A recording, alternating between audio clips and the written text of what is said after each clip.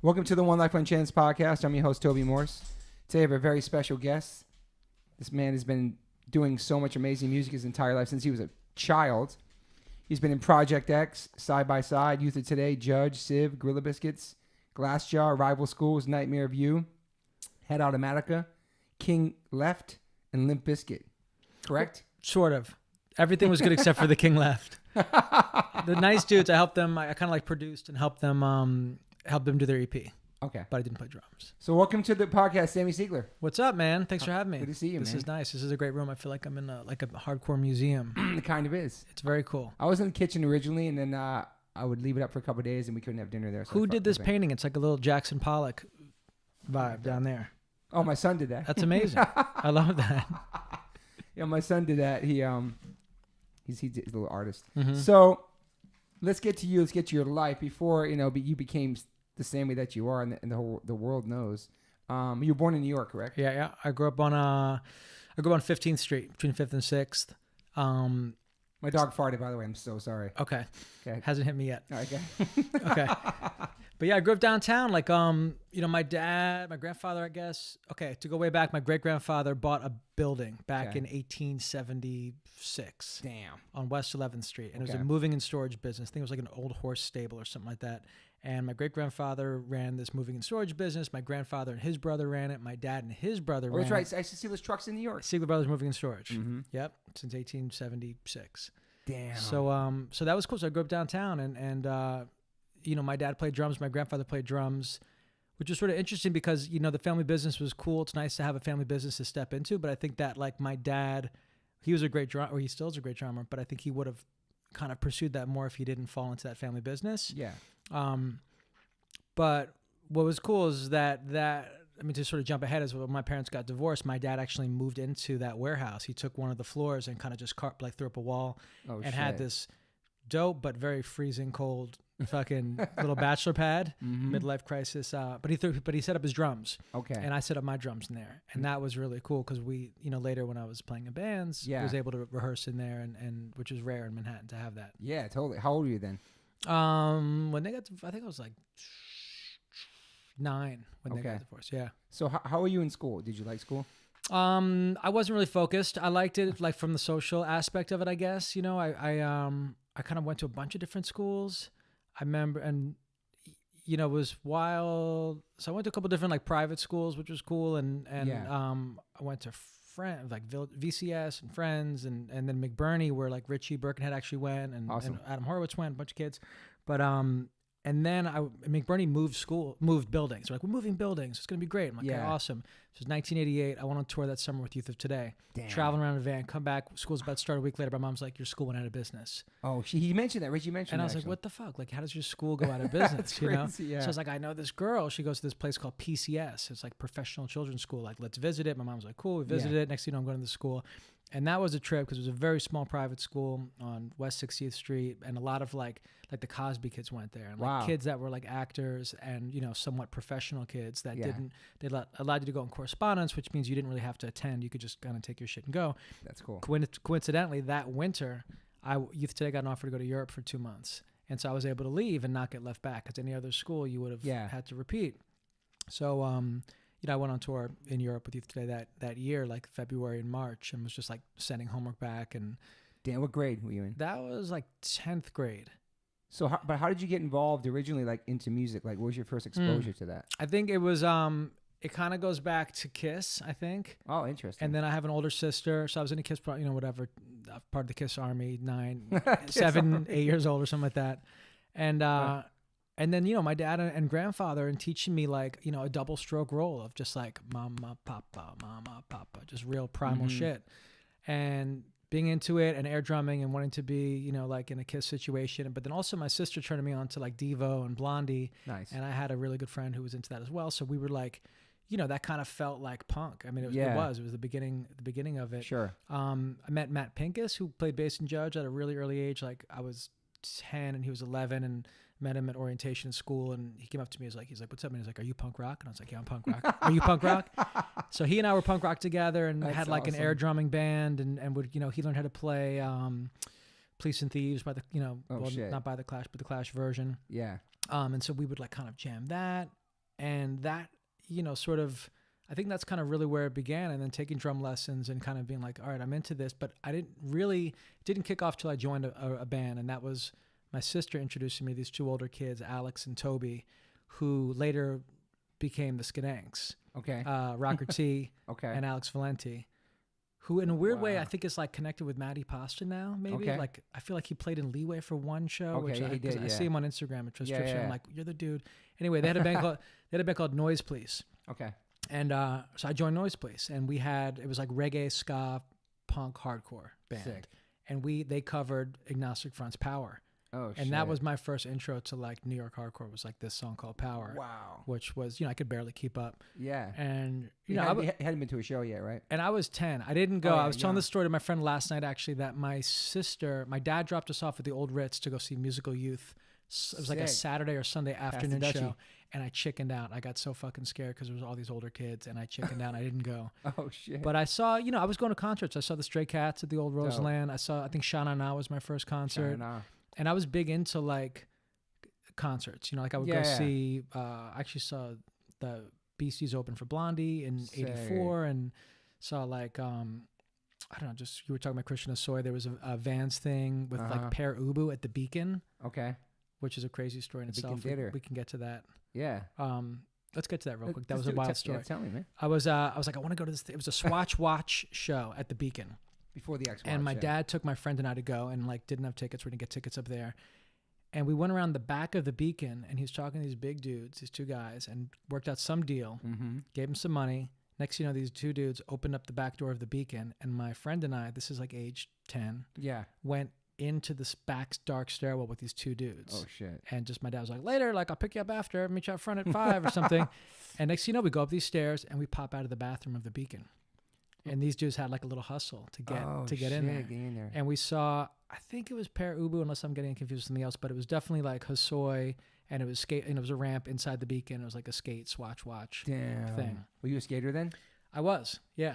I used to skate a lot in like Washington Square Park, and there was like Soho Skates at the time, and like Harry Jumanji, and these dudes were like the gods. They were the legends. This guy Pepe used to skate in Washington Square Park and jump like 15 garbage cans. Yeah. But that was the hangout. I would go there.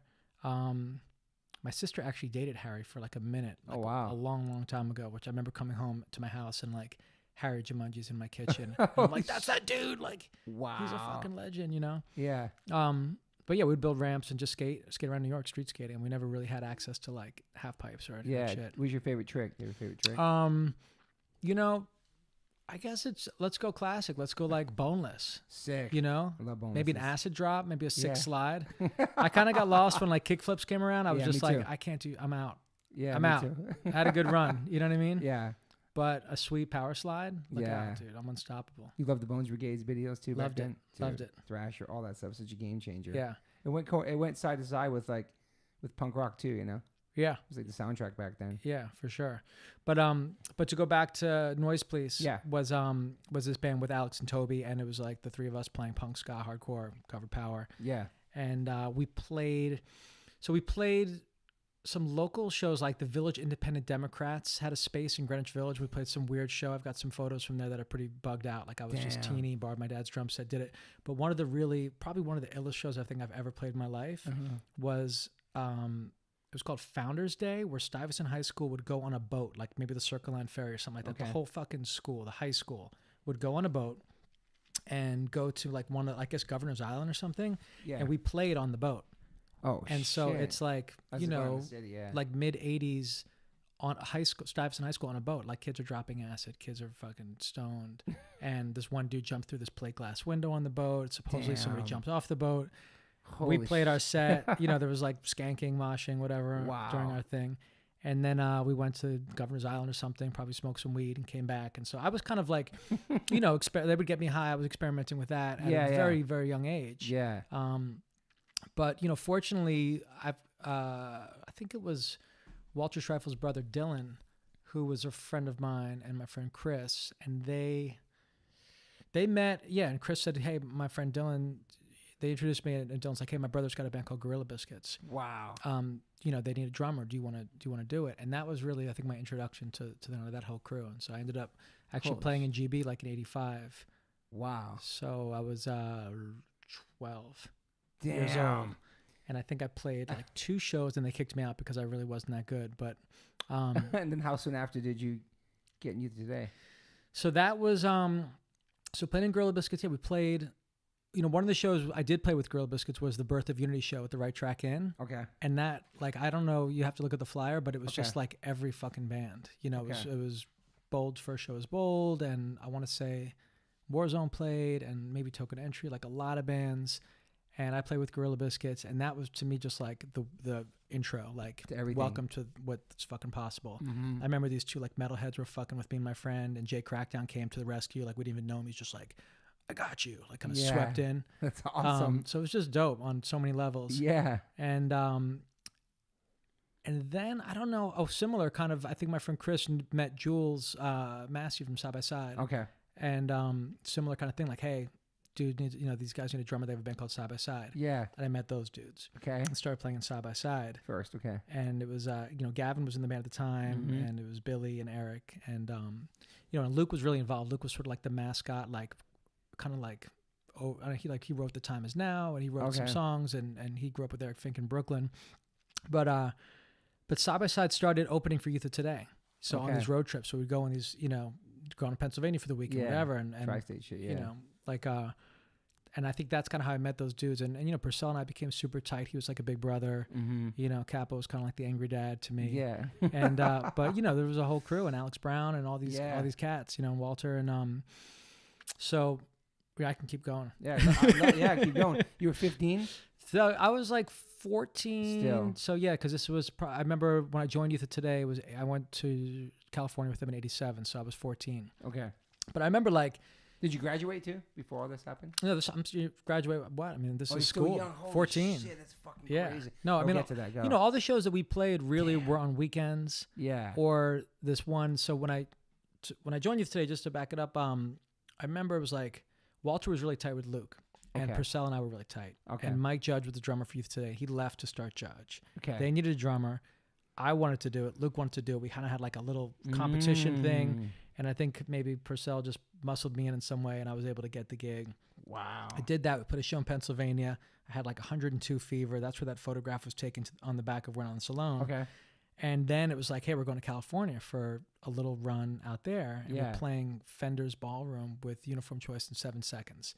And so I was 14. This was, I want to say, it was over some kind of school break.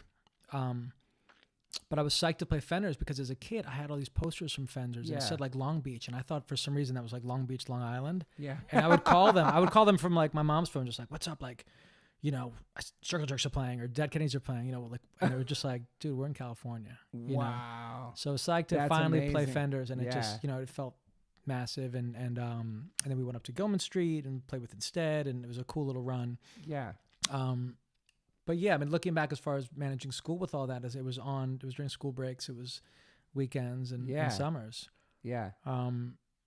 Somehow I forgot Side by Side broke up and was doing Youth of Today, and then Judge was happening and they needed a drummer. I think like Luke played a show and Drew played a show, but for some reason those guys couldn't do it and they needed someone. And I, again, Purcell and I were really tight and I did that. And I did Project X with them, with those guys because again, like, as like a lot of this stuff just came out of it was just real and spontaneous. Just let's do something. Great. Hey, let's do a fucking super straight edge thing. We'll call it Project X. Great.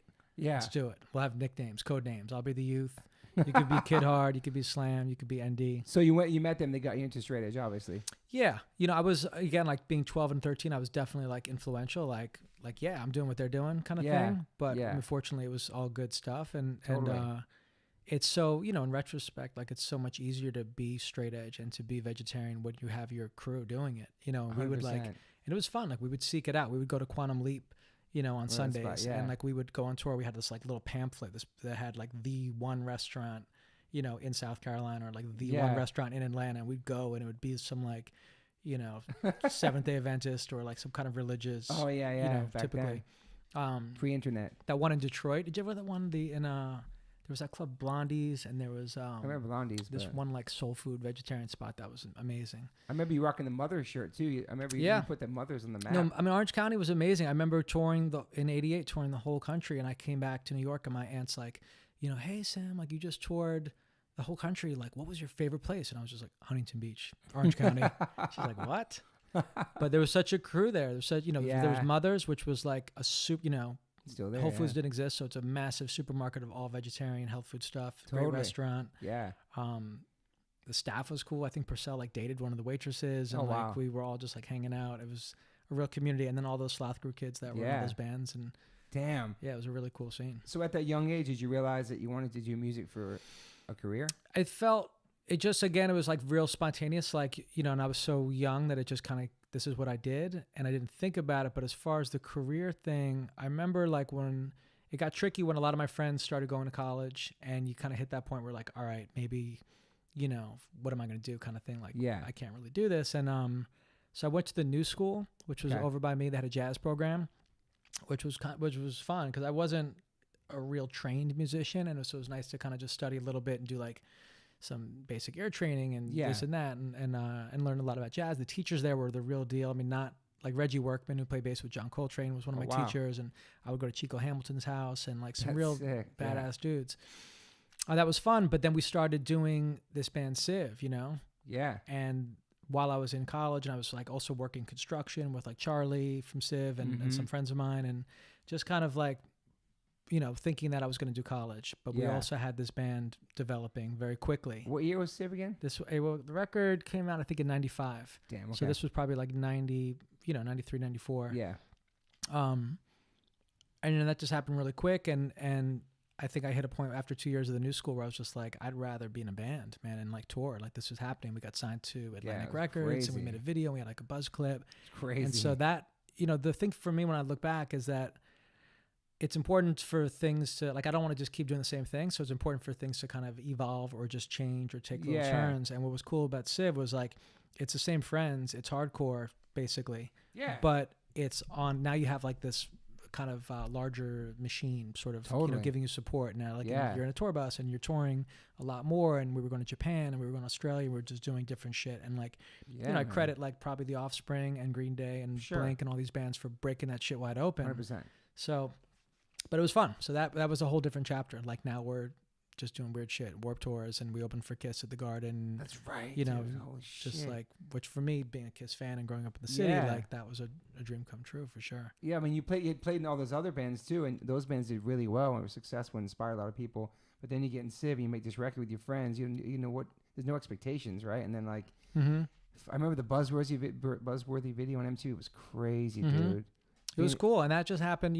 Again, that was supposed to just be a project. We were going to do a series of 7 inches, like very just like, kind of just like riffing off some of the stuff that came out of England of just like, let's just do singles, and have fun with the artwork.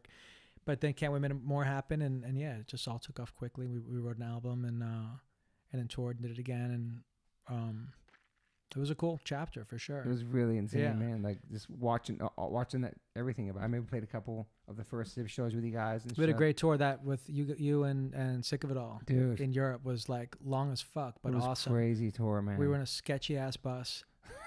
I mean, not not to cry about a bus, but it was a sketchy ass bus. It was, man, and there was probably 17 of us in there or something. Yeah, I got a lot of crazy pictures from that, like us like pillow fights and Oh, there's a story from that I asked you about because I talked to Pete about it and I was trying to make sure it was true. Do you remember we went in the gymnasium and shit got kind of crazy and I took my clothes off and I put shit on myself and I was chasing everybody around the gymnasium? Cause I feel like that happened a few times. Pete said I think it was chasing you guys, you and Charlie or something. It was just wild shit, man. I remember there was the Manchester Mafia bootlegging brawl that kind of happened. Crazy. Dude. That was kind of sketchy, and then Smokey. I think we stopped at some like Chinese restaurant in Spain, and Smokey stole some bottle of some kind of liquor that had a lizard in it. Drank that. Eventually ate the lizard at some point. Shit like that. Yeah, it was a really fun tour. Then like lizard eating. We had no phones back then, so you would go into the offices and like use their phone and call home and stuff, and like. One of those tours, I think it might have been Youth Today back in '89 in Europe, and I think it was Jordan that gave me like a fake calling number, because that was sort of the thing to do back then. It was like a military number, possibly. Yeah. Maybe like MCI was the company. MCI, right? For sure, yeah. And it was cool and it worked. I'll call my mom and I would, check my like tape recorder voice machine and shit and see who called me and this and that. And then I came home from tour and like about a month later, I got a call like, "Hi, this is Special Ops from MCI. we saw a lot of phone calls to this number, and we feel like basically like kind of busting me. And then I was like, oh shit. And then I told my mom, I was like, look, there's someone might call you from MCI. Oh, wow. But you remember the phone dialers from Radio Shack? You could make them sound like quarters? I never did that, but I remember people doing that. That was crazy, Yeah. man. It was so awesome. Yeah. So backtracking a little bit, obviously like Youth of Today, No More video, and everything you guys were singing about back then. I feel like everything's come full circle with the whole planet, how everything's changing now. Yeah. You guys were onto some shit back then that nobody was singing about. And I credit you guys and a couple other bands for spreading that message. No other band's done it. KRS One had My Philosophy in '88. Mm-hmm. But with the No More video, it was such a powerful thing to do back then. Yeah. Yeah, totally. It's just like my KRS. I feel like KRS, for every awesome thing he said, though, he would also just say some kind of other like contradicting thing. Yeah, kind of, yeah. But I love KRS. My Philosophy was the shit, though. It was great. Like, yeah. For sure. The No More video was cool. But I mean, Capo really, I think he's a pretty special, one of the best. I agree. And even we still play and he says shit on stage still that gives me chills, and I'm back there and like he's just really inspiring. Like, yeah. He's teaching yoga now and he's taking groups to India and he's doing all sorts of cool shit. But back then, maybe I didn't realize it as much until stepping away from it. But I mean, well, before I joined Youth Today, they were my favorite band. So the fact that I got into the band was amazing. Okay. And he's like a fucking lightning bolt, like just insane lyrics and everything, man. And great. So I think, just even that record, When It's Alone, like some of the subjects there were, he's talking about like what goes around, comes around. It's like about one night stands and yeah, that's right. Casual sex. And then, just topics that people weren't really, or slow down, just about like slowing your life down, fucking taking it easy, Yeah. But those weren't topics that like other people were singing about. Like all the, everything else was, I think, still just like, fuck drugs, stay positive and unity. But about like, racism too on that record too. Yeah, Keep It Up, I think, was about him. But then No More was a vegetarian, anthem. And he had this idea for this video. And the best, it's great that it never came out because it was so incredibly cheesy, but there was this movie, like a skit that he had written out that we actually did and filmed, and it's somewhere, hopefully nowhere. But it was great. It was Tom Boiling Point, like about to eat a hamburger. And then I think like Walter kind of grabs his arm, grabs his shoulder. And then like Purcell's like, what's wrong with that kid over there? Like, how's he eating meat? And Capo's like, it's his lust. It's his passion. It's amazing. Holy shit. But, I think it's like the thing about, when I think about Ray Capo and Youth of Today and like even Shelter and Better Than 1,000 and like It's His Lust, It's His Passion video and all the shit that he's done, and like he's done his spoken word thing and his books and all stuff, is that he's just like, he's into, the message for sure, but he's also got like a sort of entertainer kind of theater type thing about him. 100%. You know what I mean? Yeah, for sure. Like I always thought like those songs, like specifically like on Run and Salone, are almost like show tunes. Like it could be a sick Broadway fucking thing. Youth Today on Broadway. Like Time Will Remember, like Time Will Remember. Yeah. It's all very show tuney.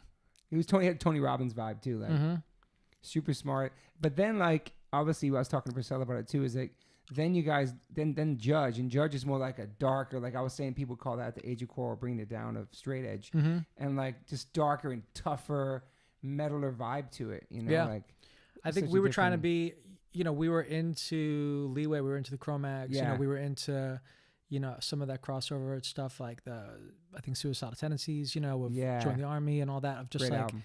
Let's kind of do some shit like that, trying to be, and obviously some Metallica and Slayer and stuff, but like just trying to kind of be heavy. And then Mike was pissed, and Mike wanted to kind of go one step further than Youth Today and really just kind of put in people's faces. So I think Earth Crisis came after that, like the next step. Yeah. As far as like straight edge hardcore. Yeah, I was thinking, talking about the other day too, like I credit a lot of it to also, or some of it to Tom Soares and Normandy Sound, where we recorded it. And he recorded a lot of those bands, and he just made that shit sound so big.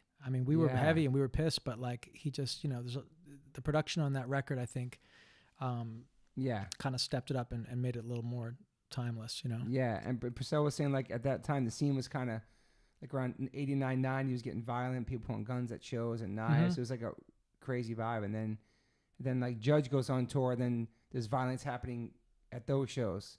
Because it was like a harder, and like different kinds of walks, different kinds of like skinheads were coming out to see you guys, and just a different vibe, right? Like, I think you put that stuff in motion, and there's all kinds of people out there that are going to take it different ways. And 100%. there were some kids that took it really literal, and like we're just like, okay, let's like beat up a fucking non-straight edge dude, or let's blow up a McDonald's, or let's like do this or that. And so I think that kind of took. Same with straight edge and Minor Threat, same thing. Yeah.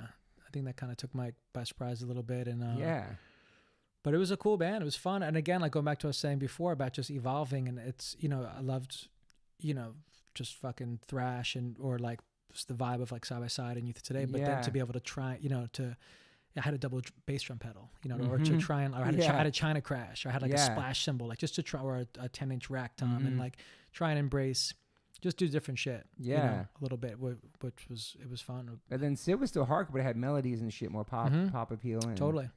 It was different playing that style, but still like lyrically, and I mean, I feel like that record, Set Your Goals, is almost a record after Start Today. Yeah. Personally. Yeah. I mean, obviously, Walter wrote it and produced it and stuff. And it's crazy, man. Yeah.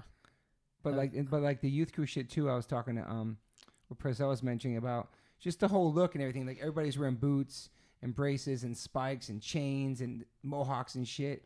And you guys had the same mentality of like you love punk rock and hardcore, but you guys were rocking Varsities and Vans and haircuts and tight. Like the whole style was just it was amazing. I thought that was punk. So I thought that was punk. Like he was saying, like to walk into CBGB's wearing a varsity jacket and not a leather jacket. Like, that's super punk to me. I think there's also, I mean, again, I was a little bit younger, but Capo, Richie, Ray Bees, those dudes were also working at nightclubs on the East Village. You know, there was like an element of, and hip hop was coming out at the time. BDP, Public Enemy, EPMD, all that stuff. Like, so that. Those worlds kind of were out there, and we, Capo was like, we sort of joked with him a little bit, but he was a real fashion dude. Like he would just, I mean, whether some of it worked, some of it didn't, he would wear like biker pants and, but he was into sneakers and like, and Dylan was into, had like Troops and just like, that's right. All the shit, like, it probably came from hip hop and it came from just what was going on at the time, especially in New York, in New York and the East Village and stuff. So, it just like happened, but it's funny now when you see like, Champion's big and Supreme and like the drops and like long sleeve t-shirts and like, like what's like in vogue. Camo pants, all that shit. Yeah. And it's like, and fanny packs. Yeah, that's which we used to rock and could then make fun of each other for them. But they're back, I don't know, my son's like, I want to get a Champion sweatshirt, man. You like Champion? I'm like, are you serious, man? When they came out back then, it was so thick and they were like, like Marcel said, you could wear like just 2 Champion hoodies in the winter, you'd be fine. Yeah, we would go to Bing. We'd play, anytime we played Buffalo, we'd go to the Champion outlet in Binghamton, New York. Yeah. And just we were so psyched. So, the people, when you guys came out, obviously Youth of Today, because Minor Threat had been gone for such a long time, and you guys came out and the straight edge thing, there was some backlash for sure back then. And that was pre-internet too, so. People kind of bugging out, like this whole, all these straight edge guys, or I think Capo took the brunt of it, and certain guys took the brunt of it, and I think for me being younger, I was able to kind of slide a little bit. Yeah. But I mean, Ray is gay, or all like, I mean, he definitely took the brunt of it for sure. Yeah. But people like as an adult now looking at like things that are fucking hot topics or in your face or challenge your thought process or push you out of your comfort zone. Some people are going to like react negatively to that. And so, there was a band called Negative Youth. I remember they had a demo of songs. Like, it was actually pretty good. I remember like kind of liking it. I got it from some records. But Crucial Youth. Yeah. And like, what was it? Gorilla Biscuits. Oh, yeah. But it's just like, that's sort of shows how we were hitting a nerve. 100%. You know what I mean? Like we were just totally in your face and saying some different shit that was fucking with people's, I don't know. Yeah. Their comfort zone or something. Then you guys had Richie with you too. Richie was a badass too. Richie was like a... Yeah, well, I was in like sort of the softer version of YOT. Okay. I mean, the version before me, the Break Down the Walls, you had Mike, Richie. Oh, yeah. Craig was in there too for a minute. You had Craig. But yeah, there was Walter, Mike, Richie, and Purcell and Ray. But then they... Yeah, when you lost Mike and you lost Richie, it kind of... We had to kind of check our fight, our tough guy vibe a little bit. But then Judge came out, and I'm sure Mike was like, nobody's gonna fuck with my friend. And then I mean, like it was like, I'm like the protector of this. Like I'm like we're not all this way with it. He could be. I don't know. But really, we were into like we weren't into violence too. So when we would tour Europe and fights would break out and Cap would stop the set, talk to these whoever it was and try and figure it out. Yeah. And like real, it's there's a lot of tough guy shit in hardcore and punk and everything and hip hop and all sorts of sure. scenes. And like some people glorify it and this and that, but like the reality is that we did not. That wasn't our thing. Like I wasn't a fighter. You know, either, like man. and a lot of those dudes weren't. You know. Yeah, it's crazy because you get caught up in the New York scene. There's so many people around you that are like that. Right. And shit, like going to clubs. I remember seeing you at club Sheets and Pillows and all that stuff. We used to go to hip hop clubs. Totally. Like hip hop was a huge part of our lives back then. Especially being in New York at that time was like prime time living there, man. Yep. The best hardcore, the best hip hop.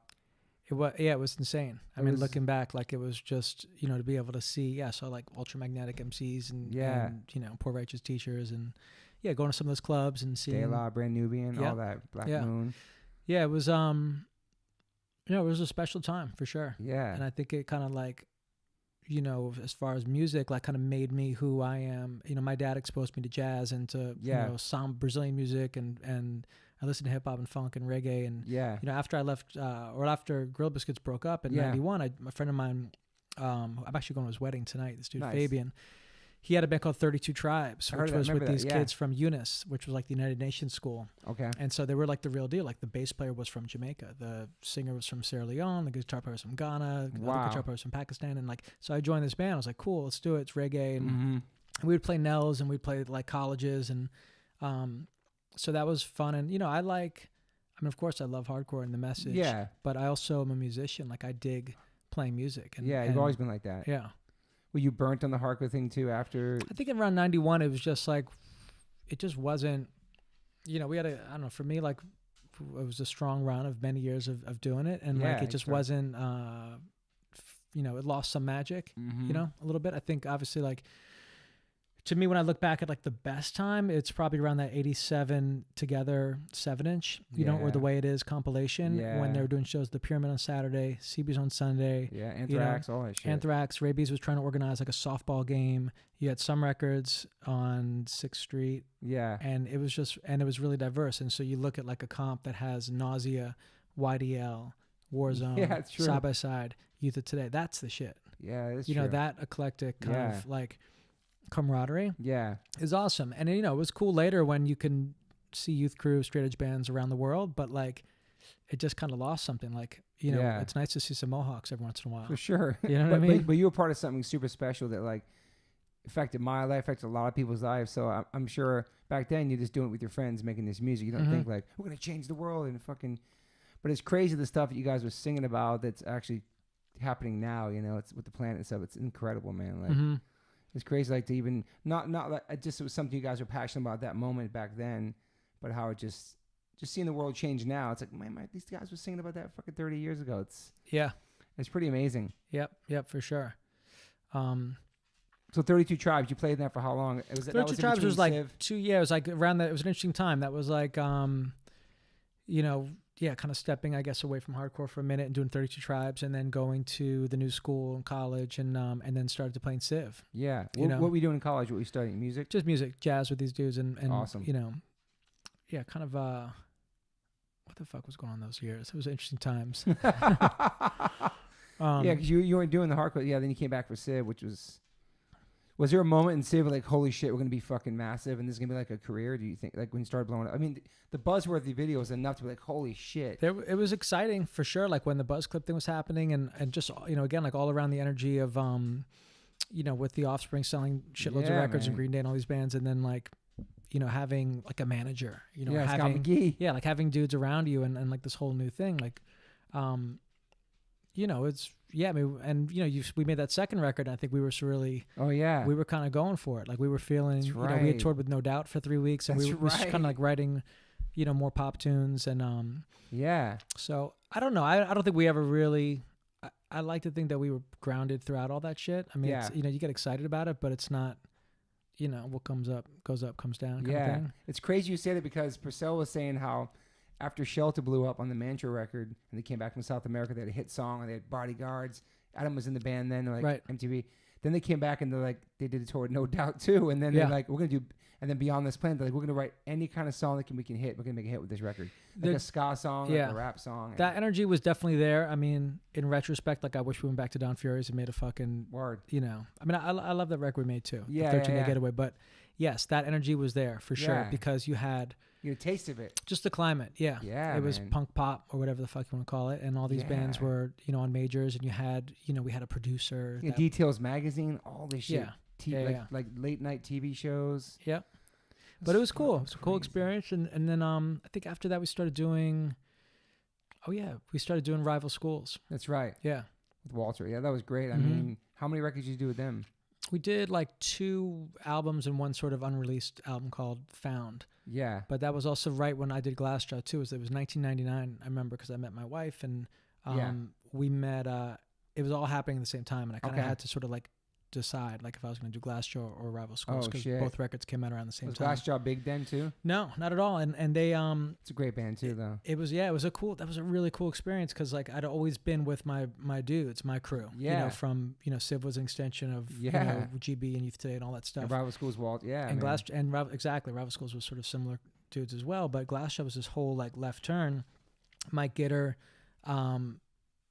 Ross Robinson was producing this record for Glassjaw, and Ross Robinson, yeah, man, and the drummer wasn't working out for whatever reason, and Mike Gitter, because Ross had a label through Roadrunner, said, "Hey, I got this dude Sammy, like check him out." Blah blah. Next thing you know, I go in there, we're starting to do pre-production. These dudes were all like 19, and now I was the older one in the band because I was always the baby, youngest kid, and now I'm like Father Time coming in at like 25 or something. Wow! But these dudes were all bummed because I just replaced their friend naturally. You know? Yeah. But every day we go in, just work on a song. 12 days later, we had 12 songs. Went out to California to this studio called Indigo Ranch, which is like in Topanga Canyon. It's like a 60-acre ranch, fucking like almond trees, avocado trees.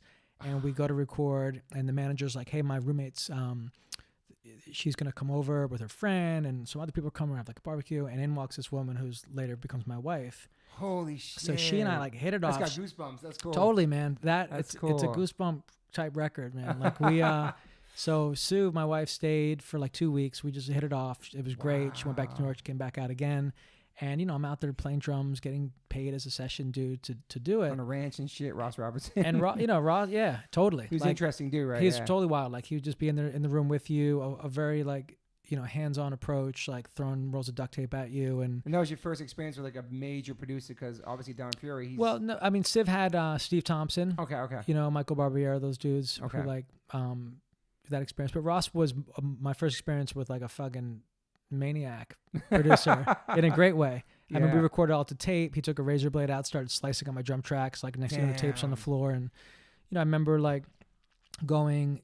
And we'd come down to do vocals, and he'd invite all of us in the room. So now, like, there's a bunch of us and my wife and a bunch of people hanging out. And, like, Daryl's about to do these vocals for some song. And, Ross was just really, like, in your face. Like, it's like, what's this song about? Daryl's like, oh, it's about my girlfriend. She broke up with me and I was really bummed out. He's like, no, he's like, what's this song about, man? And, like, just pushing him. Wouldn't let him go. Yeah. And he's like, I had, Crohn's disease. I'm in the hospital. I'm bleeding out my ass. My fucking girlfriend's, like, cheating on me with one of my best friends. And he just, like, all right, hits record. And the kid fucking lets out. And it's a pretty cool record. Disease, I remember that. Yeah. Fuck. Damn. But and what was that record called? The Glassjaw one. Everything You Ever Wanted to Know About Silence. And that did really well, right? Is it the first one? It did, yeah. I mean, it's.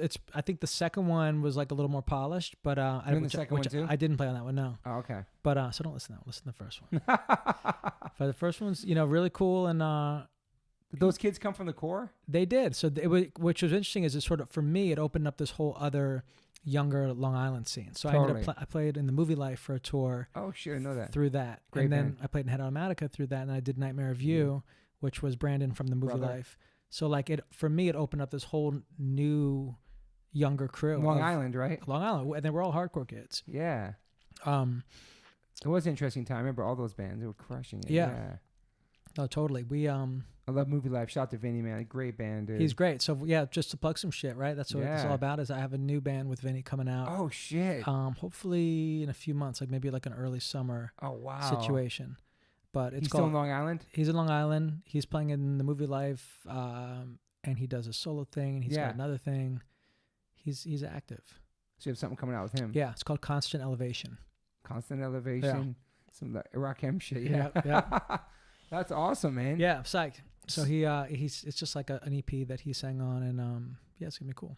So how long after that, Head Automatica and all that, how did the Limp Bizkit thing happen? So that all comes back to Ross. Okay. So Ross was like, we stayed in touch with friends. Every time he'd come to New York, we'd hang out. And he produced, like, me and Beck from Glassjaw did a weird song together that Ross produced with Steve Evans. But anyway, I was out in California. My wife's old roommate, the manager dude, was managing a band called A Static Lullaby. I heard that name, yeah. And they were like kind of that screamo sort of world. Yeah. And they needed a drummer for a record, so I came out to California to do it like as a session thing. Yeah. I think it was Lou Giordano was the producer. Okay. And, that kind of vibe. Cool record, really weird, like screamo kind of shit. But I listened to it recently, like it's actually pretty interesting. Anyway, I was out in California. Ross was like, "Yo," he's like, "What do you think about the LB?" And I was like, "What's the LB?" He's like, "Limp Bizkit." I was like, like, and what's interesting about yeah, totally, man. But like life throws some weird shit at you, like you never know. And again, like I'm down for the experience, because you don't know what the fuck's gonna come of it. And like I've, as long as people are cool and nice, like I'm down to kind of go down that road a little bit. So we kind of tried out with him, and he's great. I love Fred. He's just like, what year was that? That's a good question. 2000? Yeah, let's call it like 2000. I have no idea. 2005. Okay. Yeah. Something like that. Yeah. Went up to the site in Northern California where Pearl Jam recorded 10, like fucking dope studio, Limp Bizkit kind of funds. Had a chef. Had like 2 drum sets set up. Any kind of drum I wanted. Next level from the last. It was a lot of fun, and we started.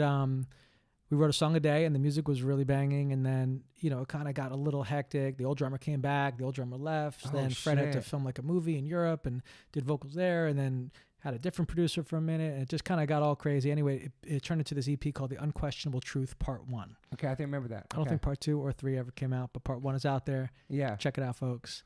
Holy shit. And but that was a wild experience. I mean, one day I was like, I remember he grabbed me. He's like, "Yo, welcome to the LB, brother." And I was in the band. Really? And that was sick. But I think the next day I was out. And I might have been in and then out again. But those guys had a lot going on. They have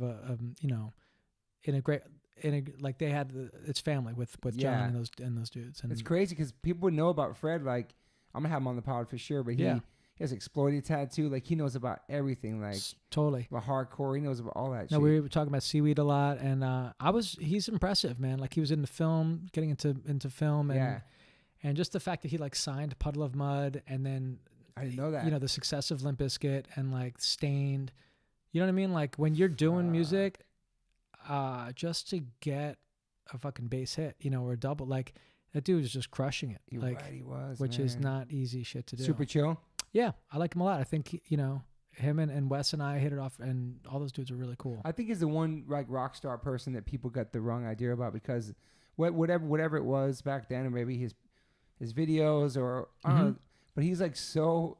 Like, I met him, like, I've known him for a couple of years now, just too tall, and like so nice and sweet and humble. Yes. Was at my house, gave my son a bunch of like pads for his room. Was at my house for Christmas. Just like, it's a sweet dude, man. He's a good dude for sure. Dude. But you put these people up there, and you think they're one way, and then you actually get to work with them, meet them, they're totally different. I think of the time when they came out with the Nookie, it was like so in your face, like, dude, it just forced you to take a position. Like, you're either going to be a fan or you're going to, not. It was in your face every day. And so all the time. So, but the Method Man video was crazy when they did that back then. Yeah, no, they went for it, man. Like, I think it's interesting, even just watching that Queen documentary the other night, Bohemian Rhapsody. It's like, he's like, we're gonna write a disco song, Another One Bites the Dust. We're gonna write a fucking like an anthem, and just like that, being able to flip it. I think kind of like, I love hardcore. It's fucking the shit. Me too. It's amazing. I know exactly what you're but saying. it puts you in a place where like it's really hard to take chances, 100%. to take risks, because people immediately want to just fucking shoot it down. 100%. So it's like, it's not really a forum to be like, I'm gonna write a ballad. I'm gonna write a fucking hip hop song. I'm gonna do spoken word. I'm gonna do this or that. Like. So you have to get out of those bands to do something like how Richie went from Underdog into another. Right. Then went to Civ. Even though you're the same people, I 100% agree. Like, when we went to MCA and our record was more, we had Matt Wallace and we did it at Rumbo Studios. It was more polished. Obviously, I have regrets for that record because I talked about that already. But besides that, like, you try to take chances and do something different, because people think like you're in a hardcore band, like you listen to demos in your car when you're driving kids to school. You listen to hardcore. They always hit me up all the time. What's the scene like now? What's your favorite band? Like, I'm 48 years old. I lived all that. I'm always gonna be a hardcore kid, but I fucking listen to Coldplay I listen to other shit. Like, Yeah, I remember talking to some kid, I think from Germany, when Can't Wait a Minute More came out. We got a lot of heat from that. And he was just like, I like the EP. The Et tu Brut is very good, but the other song is so sellout. yeah. You know, just like, all That's right. a perfect like European review. Like shit. All right. They're so honest and blunt with you, but it's like, fuck, yeah, man. Yeah. It's like, but honestly, I mean, what I want for all my friends, and I've seen we've all had taste it. We all actually done music for a long time. Is like, you want your friends to succeed. You want your friends to sell records and do good. It's I understand like hardcore kids only want you for themselves, and the minute like more than 10 people in the basement don't like you, then you're not cool anymore. Like, you're a sellout. Yeah, but it's cool. I think the people that took the chances or take chances in life, you look at Zach with Rage. Dude. You know, that was Crazy. a kind of a risky thing. You're going to do like this hip hop. You're rapping now. Like, what do you know what I mean? Like, what the fuck is this? Yeah. But obviously it worked. And, you know, my God, yeah, Man to Another is a great point. Really cool shit. And I think Quicksand. Civ. Yeah, dude. Yeah. It's crazy, man, how that all worked out for everybody, and how like shit when Quicksand came out, that was a whole other thing, man. It was crazy, man. Another weird one, which came from Ross, and which is definitely just like taking another left That's turn. okay. But was This podcast we just talk. It's but we awesome. called me with Tech Nine. He said, "Hey, do you want to do a Tech Nine record?" Shit. And Wes Borland played on that. That's not your Wikipedia page. Yeah, there you go. Gotta get. Let's fix that. But that was just like a hired gun session thing. But it was really, you got to check out the song called "The Hiccup" Okay. by Tech Nine off the Ross Robinson Therapy Sessions. Okay. Very odd. I was working with weird him. That fucker. dude's super smart, dude. Yeah, he was really smart, and it kind of reminded me of hardcore when I was talking to him and his manager about their label, and they have like a building in, I don't know where they live, like Kansas or something. They have a building, and they make their own merch out of this building. I heard about that. Super And DIY. They sign other bands to their label, and then when they go on tour, they take the other bands out that are on the label. Then if you open the Dude. CD, like each little folder page showcases the other bands. It reminds me a lot of like what we were doing at Rev. Yeah. And, you know, taking all of our bands out and just sort of sticking together and doing it. So it was, he was an interesting guy. That's super punk DIY style. Mm-hmm. Same with Insane Clown Posse. I heard they make their own merch, their own label, take their own bands out. Yep. That's crazy. He had a Jason mask and then like some sort of lady friend that he met in Las Vegas with him, and it was pretty psychedelic. Really? Mm-hmm. He's super political too. Yeah. And super smart, but it's like he's not a dude on the radio. Mm-hmm. He's not doing television, but he's like completely successful. Is he respected in like the hip hop community? 100%. Yeah, that's amazing. 100%. He can rap. He's good. Yeah, for sure. people love him. Any other hip hop stuff you worked on? It's funny. I have a weird memory, and I don't know if it happened or not. I was just thinking about this the other day. That me and the bass player for 32 Tribes played on a PM Dawn song. No way. It might be true. It might not be. I don't know. I'm just putting believe, that out there. I would believe that actually. I'm just putting that out there. I think that might have happened. I can see you playing break beats and all kinds of hip hop shit too. Yeah. Because you always loved hip hop. Yeah. We always loved hip hop. Totally. Even back then, like it was just around you so much, you know. Mm-hmm. I'm surprised you never went in a hip hop group. I should. You might do it now. Tech Nine was my hip hop group. Yeah. Listen to Hiccup, dude. That's my hip hop song. But I can see you playing like with shit. Mm-hmm. It's pretty cool. Like Daryl from the Bad Brains, he was playing with Mos Def and shit. That's pretty awesome. I feel like those opportunities aren't around as much, or maybe they are. Just things are so programmed right now. You know, I know. But maybe not. I feel like R&B is sort of making a comeback. But hip hop, Yeah. I don't know if I ever did any other hip hop. No, I don't think so. So when did you become a dad? 9 years ago. So Okay. yeah, It's amazing becoming a dad. it's pretty crazy. Puts life in a whole new perspective. Everything, you know. Yep. Yeah, my daughter's super cool. We moved out to LA 2 years ago. Yeah. You know, she, you know, I took a job because I was sort of just like part panic, part just like. Oh yeah, that's my question. Let's Yeah. go back. Were you not working? Were you like in it? Would you work for your own family business? No. So like I mean, I had many of like jobs, like worked at Lucky Strike as a busboy for a minute, worked at Dean DeLuca for a minute, worked construction for a bit for this, like, that was actually really fun. Like we used to just break down the walls. We used to like, no pun intended. you know, get a Sawzall and a dust mask and some goggles and just Yeah. get into it. But, you know, lots of different jobs. And then when I started playing, like in the Civ sort of high school or post-high school, like college stuff, I started just random hustles. Like my wife introduced me to a guy, Tommy Hilfiger. I DJ'd some of their parties. They loved it. Next thing you know, like... Just a guy named Tommy Hilfiger, yeah. A guy from Tommy. Okay. He grew up with Tommy. But I ended up like curating all the music for their stores and doing a lot of their events. Dope. And doing some music for fashion shows. And then Yeah. like Ian Love and I started scoring some shit for commercials. My brother-in-law has a production company and started throwing me some work to a scoring, like writing jingles. Oh shit. So just like various hustles. But a really old friend of mine was in LA, and he worked for an ad agency that did a music program, and was just like, hey, if you move to LA, we'll hire you. And so I was like, cool, let's do that. Thinking it would just be for 2 years, and we just actually like left a bunch of shit in storage in New York, and moved out to LA, and then somehow I've been out here for like 7 years. That's amazing. So did you ever have a plan B? Were you ever worried about the future? Yeah, I mean, I'm still worried about the future. Yeah, me too. You know, like, but I don't know. You got to trust yourself at a certain point, and like there's a hustle element I think that I just have instilled in me from like just being a fucking musician, and like you just have to, like, you have to be. You know, we had a record label for a while to go back. That's right. Walter and Matt Pincus and our boy Craig. What was it called again? It was called Some Records. Yeah. Yep. And we put out we did a Hot Water Music record, No Division, Sick. and we did Air Type 11, and the band called The Exit. We did Earl Greyhound. This guy Eric Mingus is Charles Mingus's son. It's funny. Walter and I joke about this label because we started this label and we wanted to just throw some curveballs and do some like kind of step away from traditional hardcore and that kind of scene and do some out there shit. So so we did Eric Mingus and some and 6 Going on 7 and some of this stuff, but we passed on Taking Back Sunday. We passed on Thursday. We passed on Glassjaw. We passed on Grade. We passed on like all these bands. Serious? Holy shit! Yeah, because they just they were coming from hardcore, and we were just like, I think we were just in a different mindset. Damn, that's crazy. I know, it's crazy. Holy shit, man! Those are all big bands too. You never know. I mean, that's why I'm not an A&R guy, I guess now. And then Walter was like signed to like that label for Island for so long. Yeah, was Some through Island? We were independent. We were through Caroline. Oh, okay. But we definitely, it was, we had some relationships there that those guys helped us out and stuff, and it was cool. It was a fun like chapter. So I think Rival Schools got a great response. Rival Schools came out. Yeah, we did an EP on Some with Jonah from One Line Drawing.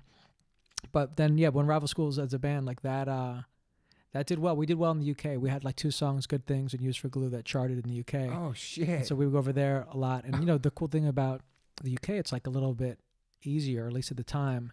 There's like the BBC is the radio station. Yeah. There's maybe like 2 magazines. You could go there and play 5 shows, and you've basically, covered the major markets. Yeah.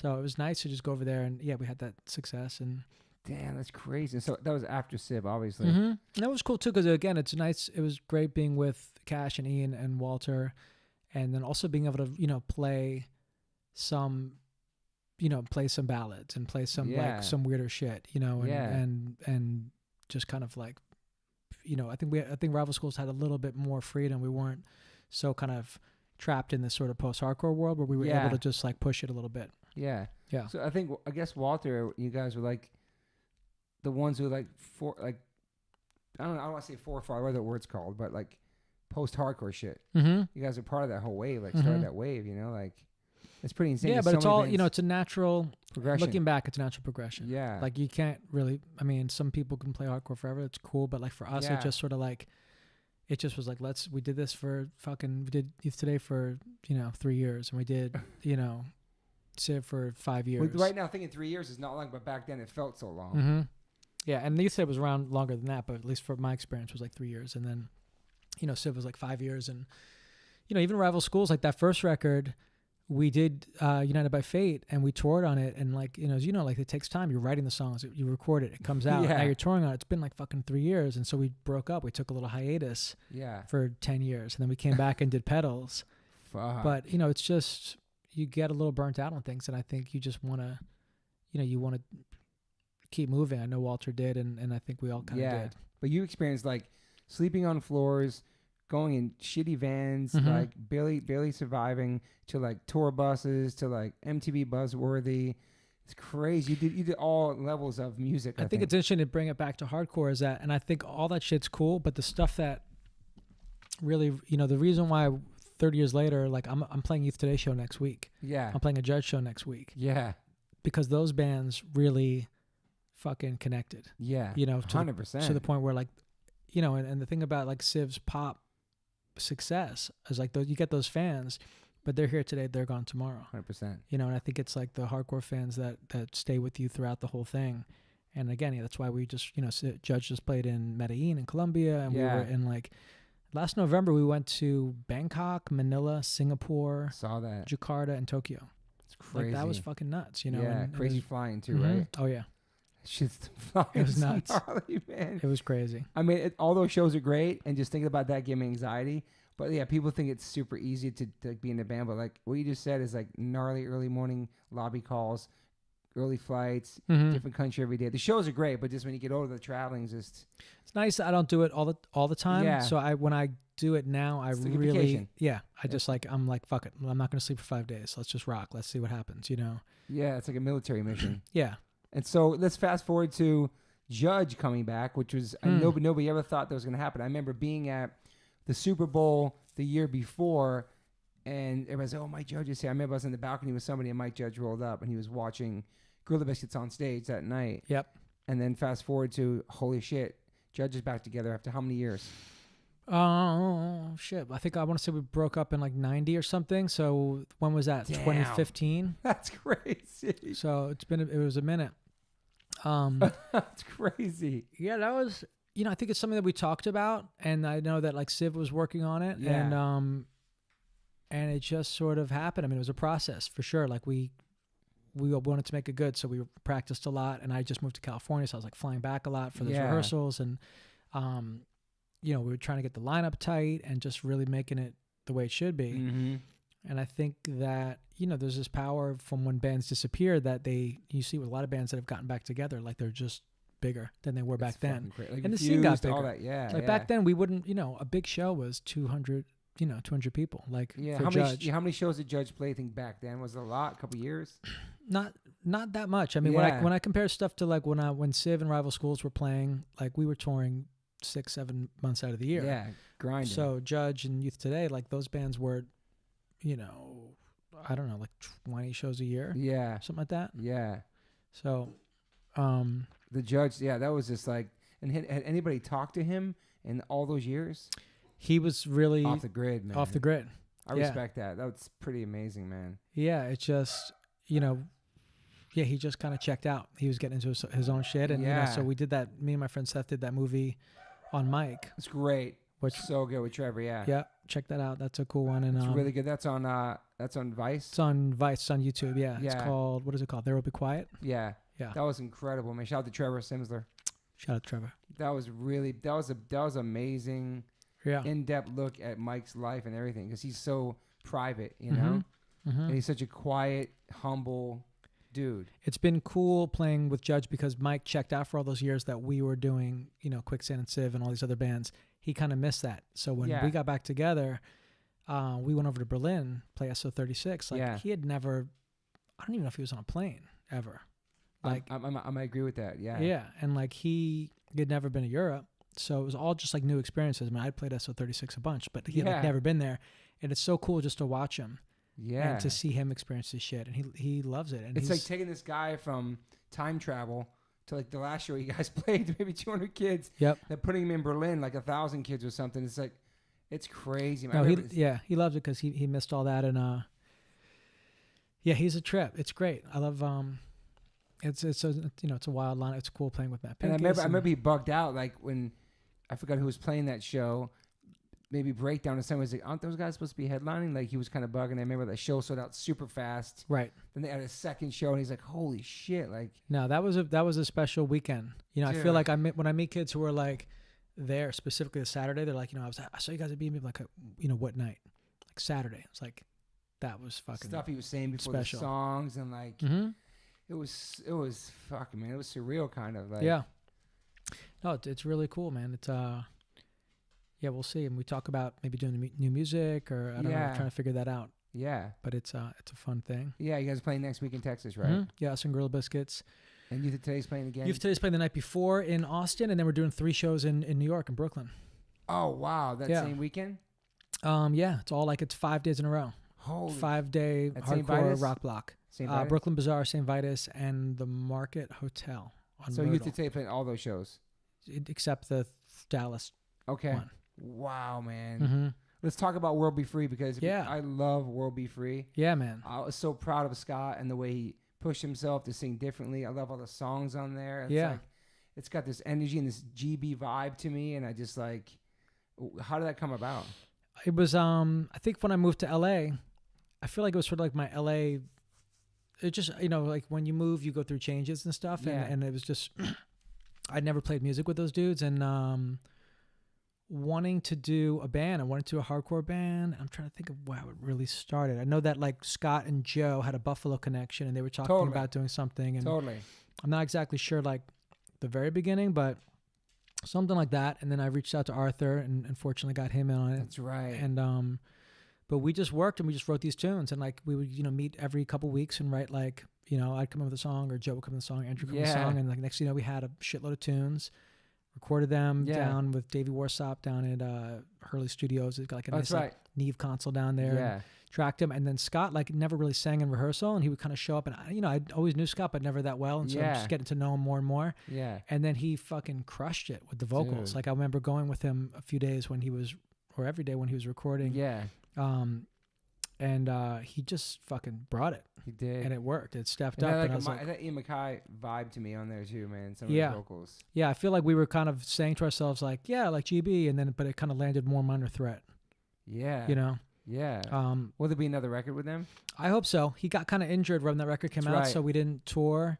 And we did write a few songs. There's one that he really likes a lot, and we talk about it. And he's just in Terror World. He's super busy, as we all are. But he's like, nonstop. But we should do a record. Yeah, it was really cool. It was like a fresher breath there. I didn't know what to expect, and the name's after a basketball player, right? Yeah, Robbie Free. Who was he from? Ball player, I think Cleveland. Okay, who figured that out? Like who came up with that? I did. I've always had that one in my back pocket. Like just a cool name. Just You've been in so many bands. Yeah, I'm just sitting on that one. Like we got to do a band called World Be Free, dude. And then I think it works so. I also had the School of Rock kind of vibe. Like is that the show from Saturday mornings? School of Rock, yeah. Yeah. The company? No. Right. Okay. School of Rock. So that was like, I was like, let's do something like that, like animated. Yeah. And then we got Andrew's boy, super nice. I'm spacing his name, but he's super cool. He did all the art. Yeah. Great. Dude. But the artwork's great. I remember that. I mean, it's the whole thing. It was really refreshing. It just sucks that we didn't get to play more. But we did a fun video. I had my my lion outfit in the video, which is cool. That's right. I've been a lion for the past 5 years. Like I always sucked at Halloween. I was always like a last minute, like, all right, let me just get this mask over here and let's play on Greenwich Avenue and for like $1. And when I moved out here and I started working, like I guess the team did a shoot one day, and they had this like badass fucking lion outfit. And the producer, she's like, hey, do you want this? We're just gonna like throw it out. I was like, yeah, let me get it. It's a full piece lion suit. Sick. So for the past 5 years, I've been a lion, and in that World Be Free video, I'm a lion. That's awesome. Yeah. What about do you feel like a lot of the values you got as a kid, being in hardcore and stuff, all that shit you keep in your everyday life as an adult, and like being a parent and a husband and shit? For sure. It's amazing. I drank a little too much wine last night, but aside from that, not all the values. Yeah. When did you stop being straight edge? Like, what years was it? I had a damn good run. I maybe rocked the X Watch for a while too, though. Yeah, I rocked it. OGs. I sold it to Mike Dube and mine, unfortunately. The original ones. Yeah. I don't know. I think I was like. Did it become something like you weren't feeling anymore? Or? It just like it was a natural kind of progression. I think. Yeah. I think some of my tight friends were not, and I was probably, I don't know, like early 20s or something like that. And again, like with the scene kind of dying and us sort of separating, and now this band 32 Tribes, and just sort of like. Had you tried stuff before that? Yeah. So when I was younger, I was like, me and Matt Pincus were 10 years old, and like, let's smoke cigarettes and like, let's try pot. And then I remember like at age 11, going to meet my dad on a Friday to get in his car to go drive out to like Long Island. And I ran into my friend Stosh in Washington Square Park, and he's like, I was like, what do you want? He's like, he was on a thing called a rainbow. Okay. And I was like, well, what is it? He's like, it's pot, but it's stronger. So I gave him $1. He gave me this rainbow, which was a tab of acid. And I took it, and I, walked around for about half an hour. Nothing happened. And then the next, I'm fucking tripping, and I go to meet my dad, and we get in this car, and I'm like in tears. Matt Pincus was with me. My sister was with me. And it sucked. But, to be honest, it was like a scared straight moment. Yeah. Because I fucking hated it.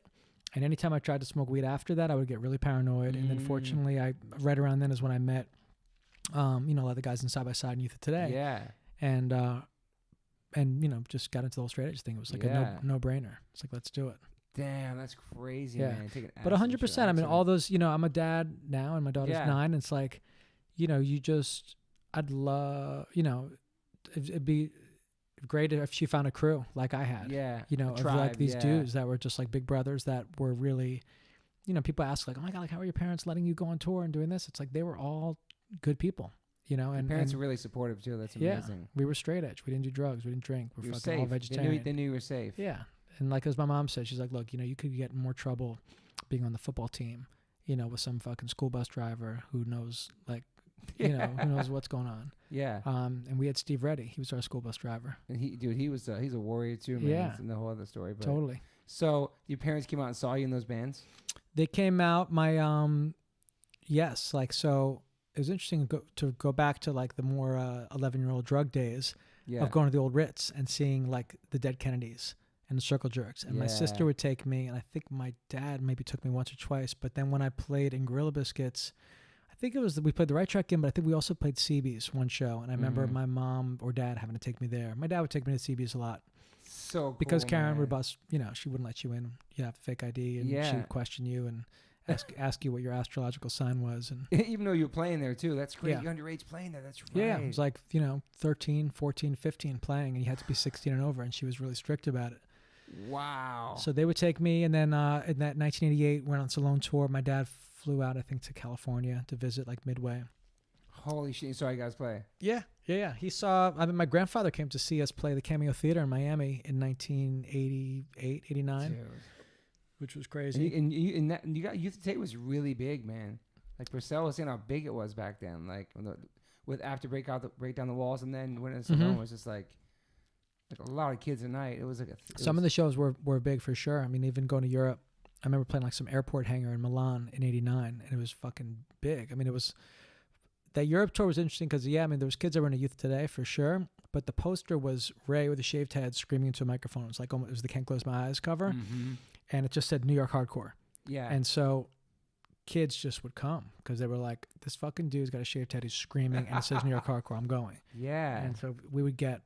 Especially like in the East, like in Yugoslavia and in Czech Republic and stuff, we would get crazy fucking turnouts, crazy kids. And did you think that you guys were like, you feel like you guys are onto something then? It was just this, like, holy shit, this is a movement. I mean, not movement, this is like, there's so many more people connecting. I don't know, because in that moment you really think about it, I guess.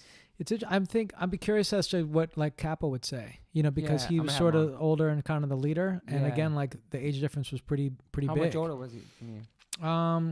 He's what? He's like 67 now. No. Chill.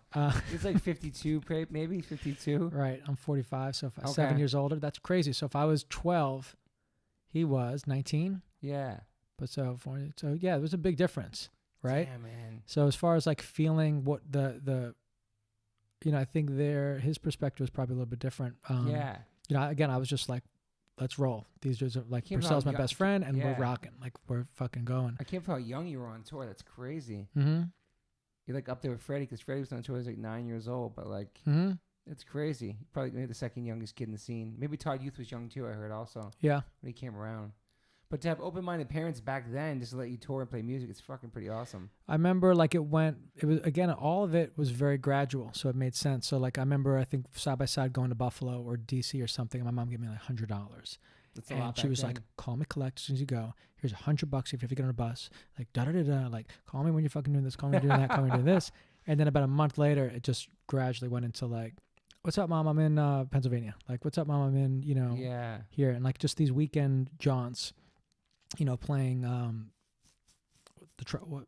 was that one place? Like Club Pizzazz in Philadelphia, or just like, just it happened really gradual. And then there was that week tour of playing Fenders in '87 with Youth of Today, and that was like a week flying.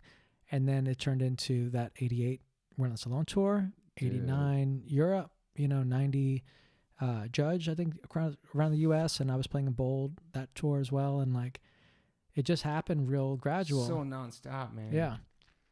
Fuck, do you remember Ian coming to your show, Youth of Today show? 930 Club. I didn't have many interactions with Ian. I remember seeing him one time, like in front of MAD in Berlin, or maybe we just ran into each other. Random. I remember talking to him there. But I was always a big Minor Threat fan, obviously. Yeah, huge. Embrace, Fugazi, all that shit. Yeah, Mm-hmm. So amazing. And for you guys kind of carried the torch after Minor Threat. Obviously, they've been broken up for like, I don't know, 10 years maybe or something. Mm-hmm. But you took it to a different level, and I'm sure I want to talk to him about that and just see like what his vibe was on that, because it wasn't. I've heard rumblings of like, I don't know, like, and I'd be curious too. I mean, ask him like just of, His views at that time, like something. It's always different when people, I think, take your stuff and run with it. So like the stuff that was happening in the mid '90s, right? Yeah. Like Earth Crisis, Snapcase, all that kind of stuff. Like super cool. It was just different. It was hard for me to be attached to that stuff because like it was just different than my crew and my interpretation. Yeah. Do you know what I mean? So I think I'm sure Ian and those people that were before us probably saw this stuff as familiar, but also kind of different. And maybe there's things about it that they, didn't dig or they did. Good point, man. But that, because after Judge, it got totally different. It got more extreme, militant. It's just interesting. Like, you're like, I never got into Turning Point, when I was doing World Be Free and talking to Scott and those dudes, and it's like, name your top 5 hardcore bands, like Turning Point's #1 or something. It's like, really? Like I just missed the boat on those dudes. Me too. So I think it just depends on when you got it. And I think it's interesting too when you look at some of these, or listen to some of these records. Gorilla Biscuit Start Today is a great sounding record. You could listen to it now; it's a great sounding record. Yeah. Judge Bring It Down is pretty good too because the production I think is there. But Youth of Today, I think, is a band that you kind of had to see live. I'd see it live. It's a tricky record just to put on Wireless Alone. It's kind of a fucking train wreck. I agree. But live is insane. Live, like if you were there and you saw it, it's a no-brainer. I feel like that about Underdog Vanishing Point. The production was really but live was amazing. I love all those songs. I know those songs were great. That's like, that would like, I think that, like, I loved Underdog so much. Me too, man. And I think if those songs were recorded, in a better way, definitely Wireless Alone as well. Yeah. It was so powerful lyrically in the video. Did that video do anything? I know Purcell said the MTV wanted to play it only if you guys blocked out the slaughtering, but you guys refused to do it. I'll go with that story. It's pretty cool. I like that. That's pretty cool. Yeah, we told him fuck off. Yeah. Fuck did it get played anywhere? There was no YouTube back then. It had to get played somewhere. Who fucking knows? Night Flight, yeah. Night Flight. Suburbia, Another State of Mind. Mm-hmm. That was a shit. Wow. That's crazy, man. That's just, I don't know, your catalog, just looking at your catalog and all the stuff you've done and diversity of it, it's pretty amazing, man. Starting at a really young age, man. Played, was walking down the street. I lived on McDougal Street, and this kid I went to school with, which still kind of baffles me a little bit, but he was younger than me, and he was dating Patti Smith. Oh, and I would run into them together a lot because they lived on McDougal Street. Yeah. And one day he's like, hey man, he's like, we have a show coming up and our drummer's just like out of the country or something. Like, do you want to play drums with Patti Smith? I was like, sure, let's fucking do it. Shit. So we rehearsed, and like, growing up in New York, like I thought I knew every fucking rehearsal studio there was. And of course, Patti Smith has some secret like ninja spot down in Soho, like some secret door on Worcester Street. You go in, it's a gorgeous fucking studio. Yeah. And we went there and rehearsed, and we played a show. It was at Washington Irving High School, actually. It was like a benefit. Okay. And we played. I think I sucked. I was like, I was playing it like a hardcore drummer. I played way too heavy, and I was too excited and nervous. And but it was a fun experience. Again, like going back to like just being up for anything. Did you have a favorite? What's your favorite drummers back then or now? I mean, I think Stuart Copeland was my dude because he always pushed the beat. He's playing on top of the beat, and he also had this kind of reggae influence. And he was great. My dad took me to see Elvin Jones, to see Art Blakey, some jazz dudes. But, in regards to like hardcore, I think like Mackie and Petey Hines and these dudes were sort of older to me. They were like in a different league. Yeah. And they were, great. And that dude, whoever played on that first Leeway record I think it was some Brazilian guy, supposedly is a fucking wow. I never thought about that. Badass. Okay. So just, wow. Yeah. Did you have any what's your top 5 punk bands that inspired you at all? No? I mean, Sex Pistols, The Clash. Yeah. To go back to that kind of stuff. Like, sure, me too. I was really into the Exploited. Yeah, definitely the Ramones. Exploited, huh? Yeah, I mean, I guess they weren't really inspiring, but I just was like, into them. The imagery was cool too. Like, but Minor Threat, 7 Seconds, and yeah, dude. But the fucking Clash are great. Yeah. And the Ramones, yes, definitely. Did you guys play any shows with Minor Threat back then? Or was that, no, it was after, my bad. 7 Seconds though, for sure. Obviously those. I was telling this dude last night actually about the Clash is when I was going to VCS, Village Community School, that my friend, who's a huge Clash fan, had a ticket, and he was like, "Do you want to go see the Clash and the Who?" No way. And I did not go. I don't know why I didn't. I don't know if I wasn't allowed. I mean, I was like 10. Holy shit. But shit, that's a woulda, coulda, shoulda. Yeah, Priscilla told me that one of the shows, the first time they played Reno, that Kevin Seconds played drums. For Youth Today? Yeah. It makes sense. It's crazy. Did you ever know you heard the story of Steve Reddy singing for Youth Today and Ray playing bass? No, where was that? And someone yelled, "Let the bass player sing." We were on tour in '88, and we were in Walla Walla, Washington. Went cliff diving with these kids. Dope. I didn't. I chickened out, but those guys did. And then this dude had a huge fucking half pipe in his backyard. Oh, like sick fucking half pipe. And you know, again, I grew up as like a street skater dude, but Ray and Purcell were vert guys, so they dropped in, you know, because they had run some Westchester shit. And then it was about me and Walter, who's gonna drop in. And those dudes had a way of like manipulating, like, who's going to do it? Who's going to do it? Who's going to do it? And it was getting heated, and Walter went up to the top and fucking dropped in. And he did it, and he fell. They said, "You got to go up again. You got to do it right now. You got to, it's still like fresh in. You got to go." Runs back up, fucking does it. Cracks his ankle. Oh, shit. Cracks his ankle. He's in Walla Walla, Washington, and he had a purple mohawk. I don't know why he had a purple mohawk. I don't know if he had the purple mohawk then or if he just did it after he broke his ankle, but he was stuck there for about 2 weeks. 2 weeks? And then he flew back to New York, and we continued the tour with Luke, who was roading for us on bass. But the next show that we played, you know, which was Seattle or Spokane or somewhere around there, Steve Reddy sang and Capo played bass. Holy shit. Mm-hmm. Why did he say for 2 weeks just for like a cracked because he ankle? couldn't like fly or something. Interesting. You know? Yeah. No phones back then. That's scary thinking about getting stuck someplace. Yeah. So there's a photo of him on crutches, right, with Kevin Egan in front of CB's. You ever see the photo? I saw it the other day. Maybe, yeah. That's from that. Fuck, that's crazy, man. Yeah. Damn, any other crazy lineups than that? Any other crazy stories on those tours? Tons of crazy stories. People fuck with you. Was there violence against Youth of Today? You just want to hear violent stories, don't you? No. Was there anything crazy? You want to hear the big fight story? Sure. My fight? Yeah. This was a crazy day. Like, I think there could be a documentary or whatever, a podcast series on this one day. Okay. Let's do it next. We were in Belgium, and it was 1989, and maybe it was my birthday. Yeah. Possibly. March 21st, because I feel like there's a photo of me on that stage. It's coming up. Oh, shit, you're Rappaport, same birthday. Let's do it. Get the fuck out of here. That's crazy. Yeah, 21st. Okay, let's hang out. Yeah, go ahead.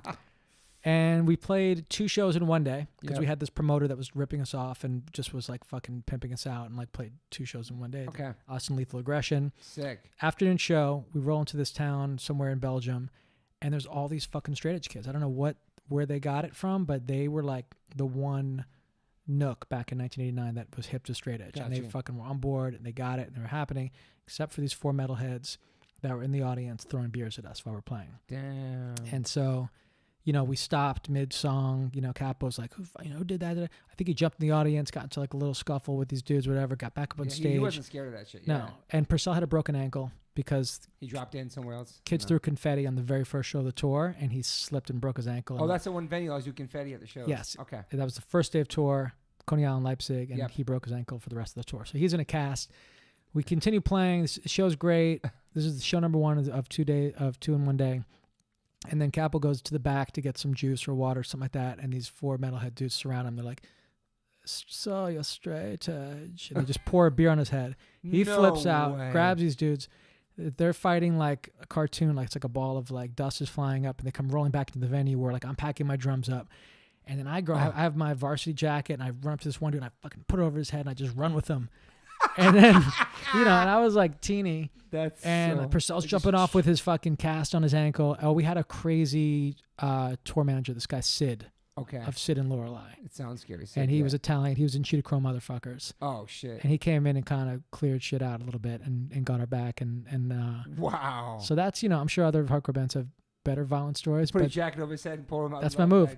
And escorted him out of there. But then like crazy, that was a wild first show. Let's go to the second show. Second show must have been in Belgium as well.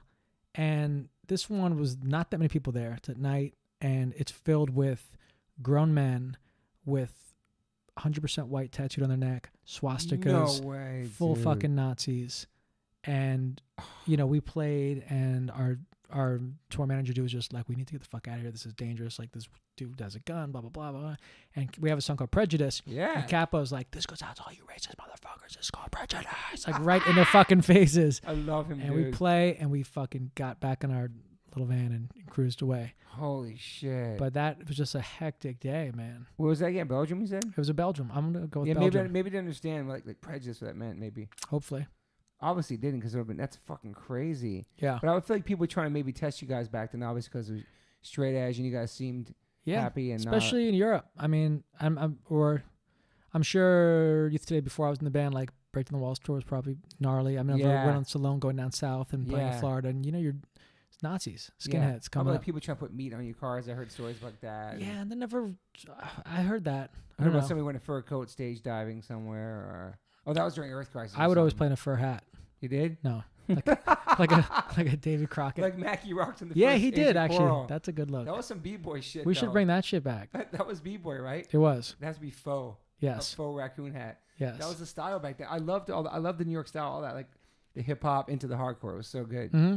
Like Joe Bruno and all those dudes, like with the sneakers. I call them sneaker skins. And I guess Craig. I'm gonna talk to Craig this week. Craig Ahead said he was the first guy to wear sneakers on stage, because everybody wore boots. Yeah, and it was definitely those cultures were blending, like Underdog. Richie had a rap on "Say It to My Face." Oh, that's right. And then reggae songs. And he had a rap band, I think, with this one dude. I forgot the guy's Really? name. Yeah. Holy shit! Mm-hmm.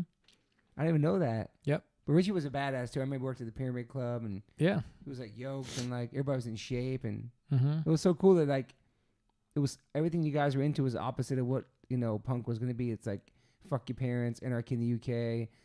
Fuck this, fuck the government. You guys, no, let's fix this. Let's save the planet. It was so that's what I feel like separates punk and hardcore to me. I think for me, like at age 10, 11, getting the Exploited record, getting not Dead Kennedys, but like getting punk records and being into punk and like writing like Anarchy Equals Peace on like a wall and like, all this shit. Like the reality was that, I had a leather jacket and like writing these, bands and like all those, all that kind of shit of, like destroy, fuck the world.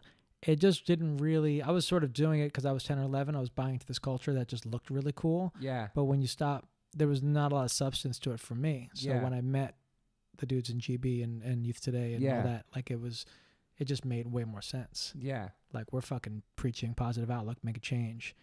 It's so that's cool. cool. Man. And I remember like being 14, it was actually in 88 on that tour. And I met someone who's just like, hey, my brother died in a motorcycle accident. And we buried him with your record, with Run Us Alone. Damn. And that's when I was like, fuck, this is really like hitting people in a different connecting, man. way. Yeah, I mean, I'm sure back then you're in the moment, so you're not thinking about the impact. But looking back now, just the like I don't think a lot of people were buried with The Unquestionable Truth Part 1. Unfortunately. Probably not. Yeah, it's a cool record though. But looking back now, you're part of something so important, man. Like a huge legacy, everything you've been a part of. Like it's pretty awesome, man. You did a lot. You know what I mean? For just a young kid in New York, and it's cool. And your parents are so supportive. That's the key thing to me. Like how supportive your parents were, and you always have music around you. Mm-hmm. Dad plays drums. Yep. It's pretty awesome, man. Yep. So now obviously being a parent now, if you're, if our kids want to play music, it's like she takes piano. She's she's bored of it, but like Max takes it too. I tell him like, look, I wish that I was. That I would, that I know how to play piano. Yeah. Or I could play guitar better or something like that. Yeah. It makes you more versatile. And does she want to do music? She does. She actually had a recital today. That's where we were this morning. It's amazing, man. It was pissing me off though because it was just her and this drummer, this other little girl, and the drums were way off and they were fucking with her piano. Damn. And I was getting pissed and like the off timing and shit. I can do that better. Give me the sticks. That's crazy. Yeah. So the teacher, he's a little overextended. But no, I support it. She takes guitar, she takes piano, and she's into good music. And we've always played her cool shit. And yeah, I think you go to some poppy concerts too because of her. Mm-hmm. I mean, yeah, I did the same thing for Max. You go to these guys. I saw Travis Scott a couple weeks ago. I was actually blown away. Max loves him. Yeah. But they're opening my mind to the newer shit. Yes. You know, and that's like my I mean, my job now is I'm working advertising and do music syncs and put songs in commercials and try and kind of be privy to that shit. And it's hard to stay on top of the latest and greatest. So I'm really depending on my daughter to keep me hip. Ah, You know. interesting. Yeah. So this She hit me to Dua Lipa She's an artist, like a pop artist. She just won a Grammy for something. Yeah. Does she have tattoos though, or no? I don't know. She might. She's think, good. I think Max told me about them. Billie Eilish, she's into. So is this pretty much your first real job? With benefits second, and everything? second real job. It's pretty amazing, man. It's wild. You know, it's it kind of reminds me of like high school in a way, like when I would walk into that building for work, but because it's just people dynamics and shit. But yeah, is it weird being somebody who been music your whole entire life, your own boss, your own everything, to go into like society? Because being in a band is not reality. Like, yeah, we play music. We're grown-ups. We have mortgages. We're parents. We have responsibilities. But it keeps you a big kid too. And like, I feel like touring is fantasy, and this is reality. We're now. So then going into a real job at the age you're at. Yeah. Was it weird? It's tricky. It's a little weird for sure. And I definitely have moments where I'm just like, all right, fuck this. Like I'm gonna like let's book some judge shows or something. You know. Yeah. But it's awesome. You could do that too. Yeah. It's it is cool. I mean, it's also nice from being sort of freelance and just having to hustle my whole life as far as like, fuck, I really don't know when my next check is coming. Yeah. So to have a job and have that kind of stability is sort of nice. I just have to remind myself that like, it's, you know, that it's a cool thing and like, you know, it'll run its course. And you know, to be honest, like I had this one job for about 5 years and I got let go with a bunch of people. Oh, okay. And that's a wild feeling. Yeah, getting let go. Right. Yeah. Because I feel like I had more stability when I was Sammy Hustle freelancing. Sammy Hustle. Because I always had a hustle. Yeah. But when you have your one fucking gig and you get let go, or then, you know, whatever happens, then you're just like, fuck, okay. What am I going to do? Like call up Tommy Hilfiger and start DJing or something? Yeah. But I was able, actually through hardcore, this dude, Jason Peterson, who I met in 1988. Yeah. He was in a band called Winds of Change I knew that from band. Tempe, Arizona. That's awesome. And he got into advertising and he's at an agency called Havas, and he brought me over there and then he left the company actually. But you didn't go to school for that, did you? No, but it's interesting, like when you think about marketing and like hopefully doing cool marketing and like cool creative shit with brands and music, that's the hope, is that like you marketed yourself. You saw it the whole time, like with Civ, they were putting, you know, guitar picks in bags of Doritos. I mean, that was kind of dumb, but like, you know, Vans Warped Tour. Like that was Vans. Like we were walking, the kids were giving us, G-Shock had a fucking booth. It's true. And some weird, like, you know, it's all those sponsors that were involved in that. And like, you know, and these bands that we were in like had their own identities. They were, you know, like Rival Schools had a logo and had a few Civ had a logo and had a feeling. Good point, man. Youth Today had a logo and a feeling. In a sense, H2O, totally. Yeah, Youth Today, fucking crazy. You know, you brands. make a T-shirt, you make your album art, this and that. Yeah. And so, like, in a way, I feel I've had moments when I had the job where it's like, fuck, who am I? Like, I'm not qualified for this. I didn't go to college like these dudes, and you know, for marketing or advertising. But then I have moments where I'm like, I got this, man. Like, I've been doing this since I was a kid. Yeah. You know. And the relationships you built throughout your career. Mm-hmm. There's so many people that come from our world that are doing different things in life, and you know, it's like, so people are always gonna know you're gonna run into somebody you met, or like you inspired, or say, oh, I remember you at the show. You know what I mean? Like in your adult life, it's interesting how that works. You know? Yeah. No, and hardcore's great. I'm sure, like we've all met.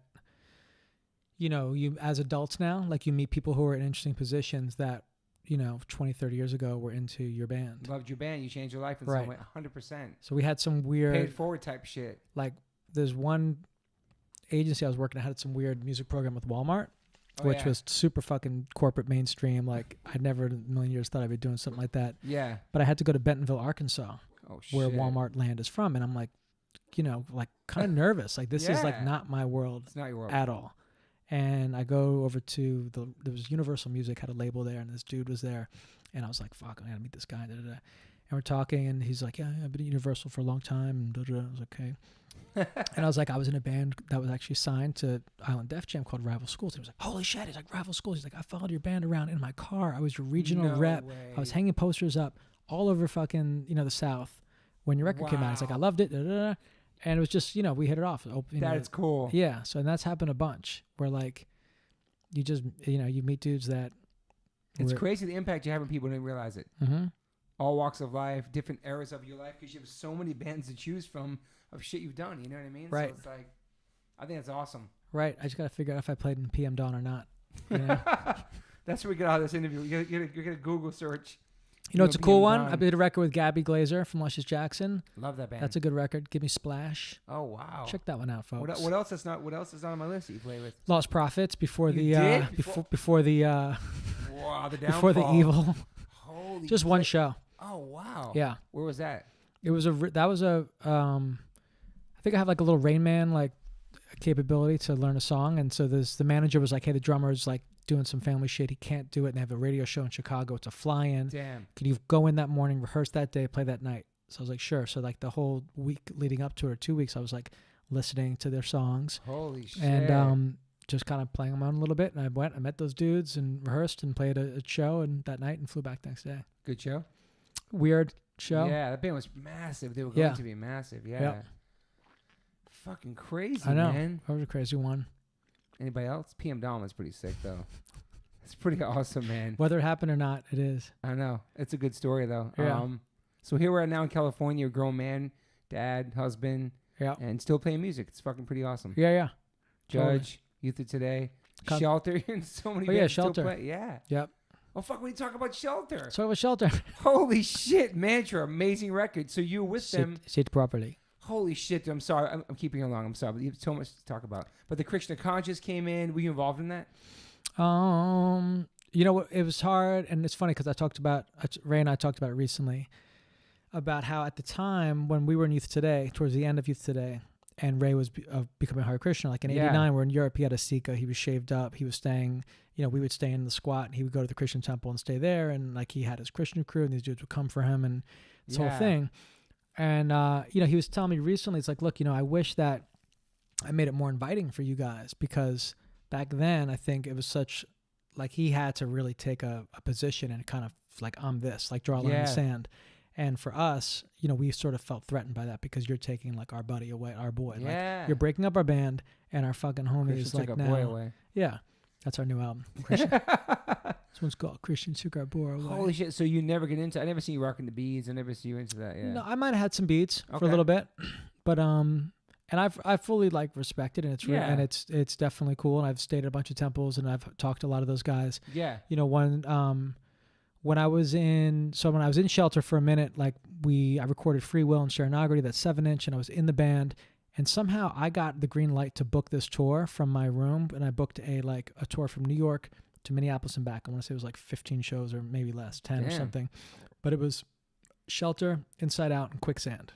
Damn. And I booked it. I got the phone numbers from Doug Karen. I would just call these clubs like, "What's up? Hey, I want to book this show." And Doug Karen from Descendants? No, Doug Karen was our no, he was a different Doug Karen. Doug Karen, it's a different name. Yeah. Okay. He was our booking agent dude. The Doug Karen from the end of this Gorilla Biscuit CD. Okay. You know. Okay. Damn. But we went, and so Quicksand was just sort of traveling on their own. They had a van. I think Charlie was in the band at the time. Walter was just singing, no guitar, and they were doing their own thing. But Shelter and Inside Out traveled together, and we had a school bus filled with Hare Krishnas. We had a van with like the non-Krishna people. Me, Zach, Purcell was non-Krishna at the time, and maybe one or two other dudes. Dude. And then there was a Winnebago with the Maharaj, who was like the main like grand poobah dude of the whole thing. Shit. And then and Capo being like the camp counselor, he would just sort of organize it. We'd all go together like a little caravan. We'd pull over on the side of the road and pull out pots and start making food, and Holy shit. we get back in. But like in the morning, we go to leave, and it's like we're like, all right, we're leaving, 10 a.m. and today, Purcell, you're gonna ride with the Maharaj. And then so Purcell would ride with the Maharaj that day. The next day it's like, and Sammy, you're gonna ride with the Maharaj today. And it's like, I don't want to ride with the Maharaj. I want to sit here with Zach and tell jokes, and like, he's funny as hell. Like, we're bugging out. So next, I'm like in this, I'm like 15, and I'm in the Winnebago with the Maharaj, who's like this 50-year-old dude. And he's just like sits down. He's like, so, Sammy, like, what do you think the meaning of life is? And I'm just like, oh man, damn, come on, Maharaj. That's too heavy for a 15-year-old. It was too heavy, but it was that's interesting. And in retrospect, though, it was great. Just a really cool experience, and to do that. And the shows were sick, and Ray was had that same energy that he had with Youth Today. Yeah, how many records you play on Shelter? Just those 2 songs. I started playing on Mantra, and I started kind of working on songs with them, and then I don't know why that one didn't work out, but Did you do the Mantra tour though? Then I did a tour with Typo Negative and Shelter. Was that the big tour when they blew up? Did you do the South America one? Man? No, I didn't do that. They had a bunch of different lineups. Yeah, they were mad. fucking Adam said they were massive in South America. The Yeah. hit song "Here We Go Again" was a hit. Yeah. It was a good record. It's crazy, man. Yeah. That was So then we started playing about a year ago and kind of play shows periodically. It's cool. So you organize the shows for Judge Shelter Youth of Today? I've been driving it. You know, we have some people helping us here and there, but like, you know, I've been sort of, you know, kind of driving that stuff a little bit. Like the main dude, yeah. Yeah, it's just communication. I think I'm good at that from doing it for a long time and like knowing that, you know, this dude's schedule's tight and this guy's got this other thing he's got to do and this guy, you know, it's just like, all right, it all. Let's have a conversation. Like, let's get in front of it. You know, we got to make merch. Let's have a fucking conversation about it. We got to book some flights. We got to do this. It's a lot of shit to handle, though. It is. I do that, too. Me and Adam do that for like over 10 years. We organize all that. But you know what? I joke with Capo because it's like his communication is so fucking crazy. Like, he lives in the woods. He has no phone service. He's in India half the year. Yeah. So it's like smoke signals. You know, he'll like just throw, like, he'll just pop up every once in a while and be like, yes, I can do that. I know he sent me his number. I can't. Sent me his number and he said it had to be on WhatsApp. It's got to be on WhatsApp. He loves that app. That's his favorite shit. Even if he's in America? Yeah, because he's supposedly there's no cell signal where he lives. I should hope it works over the phone. That's crazy, man. Yeah. So you got to work with so many different frontmen and so many different artists, man. It's pretty amazing, man. It's crazy. I love it because it just documents different periods of your life. Yeah. So to be able to look at those records or listen to them and just like, you know, pulls up these memories. And I'm psyched. I was really psyched on World Be Free, and I'm psyched on Constant Elevation, and I want to do another record. I mean, I'd love to do like a record a year. Yeah, I was going to say, you're still making music, which is awesome. Yeah. And balancing family and a job and all that. Like, because there's no retirement plan for musicians, really. There's no like 401k, none of that stuff. So it's like. Yeah. I mean, even then, like, you know, even in my job, it's nice to have a job for sure. But like even there, there's no security. There's no promises. There's no like you can get laid off and that's true. You make money, but you get taxed and I don't know. It's just all like, it's a balance of like trying to do what you need to do for your family and then also try and do what's good for your soul and. Because you could easily just work for your family, couldn't you? No, Seigler moving and stuff. No, they sold that. Oh, they did. Well, what happened was like now you can go to your own storage unit, right? True. So as soon as that came about, that business was kind of shot. Damn, how many years was it running for? Since 1876. Wow, dude. No, they had a good run, but the problem, the building was falling apart, and my dad and my brother sold it. Yeah, was your brother into hardcore too? I mean, so my dad and his brother. Oh, his brother. Your sister. My dad's brother was crazy into hardcore. But your sister seemed to bring the show. She got into it too. She was sort of into it. She had a really weird chapter, man, which I'd like never talked to her about, but it's funny. Like she was hanging out for a minute with like Lazar. I remember that name. You remember those girls? Yeah. And like there was a crew. I want to say the band was called Scab. Okay. And there was a crew of like pretty full on. Like I don't know if they were officially Warzone women or who they were, but they were like LES. Oh wow. You know, the Aztec, all those spots. And she somehow kind of got into that world for a minute, but didn't really get as into it as I did. You were tight with Rabies too back then, right? Yeah, he was cool. He was like total camp counselor. Yeah, he was the older guy and stuff, and worked at venues and clubs to get us in and stuff. I remember. Yeah. Yeah, and he was like, there were certain figures that were just this bridge between all these worlds, and like kind of going back to what I was saying earlier about like that comp with Nazi and YDL and like this whole in Warzone. It's just, and it all worked, and you would see these bills where these bands could all play together. Yeah, and it made sense. And I think a lot of that is because of guys like Rabies who just sort of was like, he just made it all feel accepted. You know, you could be straight edge, you could be a skinhead, you could be a punk. Yeah, you know. You could be a girl. Yeah. You could be a boy. Like, it's all fucking welcome. I like that. And when that got lost, shit kind of got a little just boring. Were you ever scared to play at a show? Like there was tense energy in the club. Not against you guys, but just, were there any situation where you were scared to play a venue? Or? It was like a lame scene, some festival in Florida, like one of the first Youth of Today reunion type shows. And we went down to the show in Florida, and like, I think there's a bunch of kids that were just like, prepared to kick our ass or something. Really? Yeah, and like that kind of got potentially hairy. It was just lame. Yeah, it was just dumb. But nothing happened. But yeah, like I mean, that's boycott kind of thing. Yeah, total. Just like, I don't know. So is that later reunion or something? Yeah. Okay. But like in retrospect, I think at the time I was just so fucking young and just in it and just like game on, like didn't really think shit through. But I mean, looking back, like there was some gnarly places you played, situations, and areas you're in, but like you're always safe though. Pensacola, Florida, 1988. You know, Tallahassee, Florida, 1988. Like, Shit was sketchy. And that one last Judge show that I heard that Priscilla talked about, some kid got beat up. Mm-hmm. Black kid came into the show, and I was like, all right, that's it. Yep. Like these songs aren't about that. Yeah. It always made me crazy, like seeing the people fighting during Walk Together at a 7-second show. Like people that's there for soundtrack of violence, like soundtrack of violence. They'd be there for the breakdowns and the punching and the dance, but not connecting with anything what they're singing about. Mm-hmm. That was always fun. That was like bummed me out a lot back then for sure. Mm-hmm. The tides were changing with that type of Yeah. energy. You know what I mean? Yeah, definitely. But the Live in '91 video you're in is awesome, right? You're in that, right? Yeah. Interview with you with mother. Yeah, Me and Civ, yeah. It's so good. It's Such a a weird, it's a classic. crazy time though. Yeah, I wish that they should re-release that. It was really cool. Howie Abrams, you're listening. You should release that. Release it. It was really cool though. You just got back probably from a tour then, I think probably. Yeah, that was just a weird, it is what The it is. scene was weird then in '91. Well, just that lineup for Gorilla Biscuits too was tricky. Oh, Yeah, yeah, Tom Purcell. Capone and Purcell, That's and right. Walter wasn't playing guitars, he was playing bass. That's right. And we just were starting to write some new songs. I think some of those Distance were like Moondog Great. songs, and yeah, Moondog, you know we that's were another band. talking about doing another GB record. And You then and Moondog too?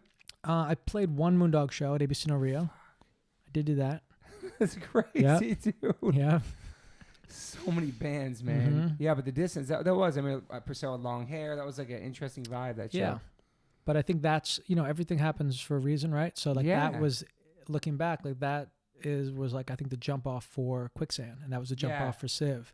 And that was a jump off for that, that page kind of turning and, that the next chapter. Fuck, man. I think we covered all your bands. I thought you were bold for a second, but I guess not. I did. I mentioned that. I did It wasn't in the list though, bro. You did a couple bold things. Just a tour. Yeah. But no recordings. I feel like we're missing something though. Nah, your list is pretty fucking sick. Pretty robust. I mean, the hardcore we did Project X, Side by Side, Youth of Today, Judge, Civ, GB. No Warzone for you? No, that was Luke's World. That would have been cool though. Yeah. I loved Warzone. Yeah. That's a great fucking. I mean, don't forget the Struggle. Don't forget the Streets. It's amazing. Incredible. Even the Lower East Side 7-inch. The 7-inch is amazing. Tim Armstrong was on. He's talking about how he got so inspired by all the Revelation releases back then, how they were so important, and just like everything that came out during that time was just so powerful. You know what I mean? Like it's like later on what became everything Fat Records put out. All the kids liked everything Epitaph, everything Victory, but Revelation was like the first label everybody just kind of were attracted to. You know? I think I was thinking about like the cassettes too, like some of the demos and some of the live bootleg cassettes were amazing because something about tape. I don't know if it's the compression or whatever. Like it just sounds fucking special. And like I had like the Something Else demo that I remember digging, or like the Breakdown demo was amazing, or the Raw Deal demo. Raw Deal demo was sick. Some of those demos where it's just like, fuck, this is just. There was a GB one too that Roger said he had. Yeah.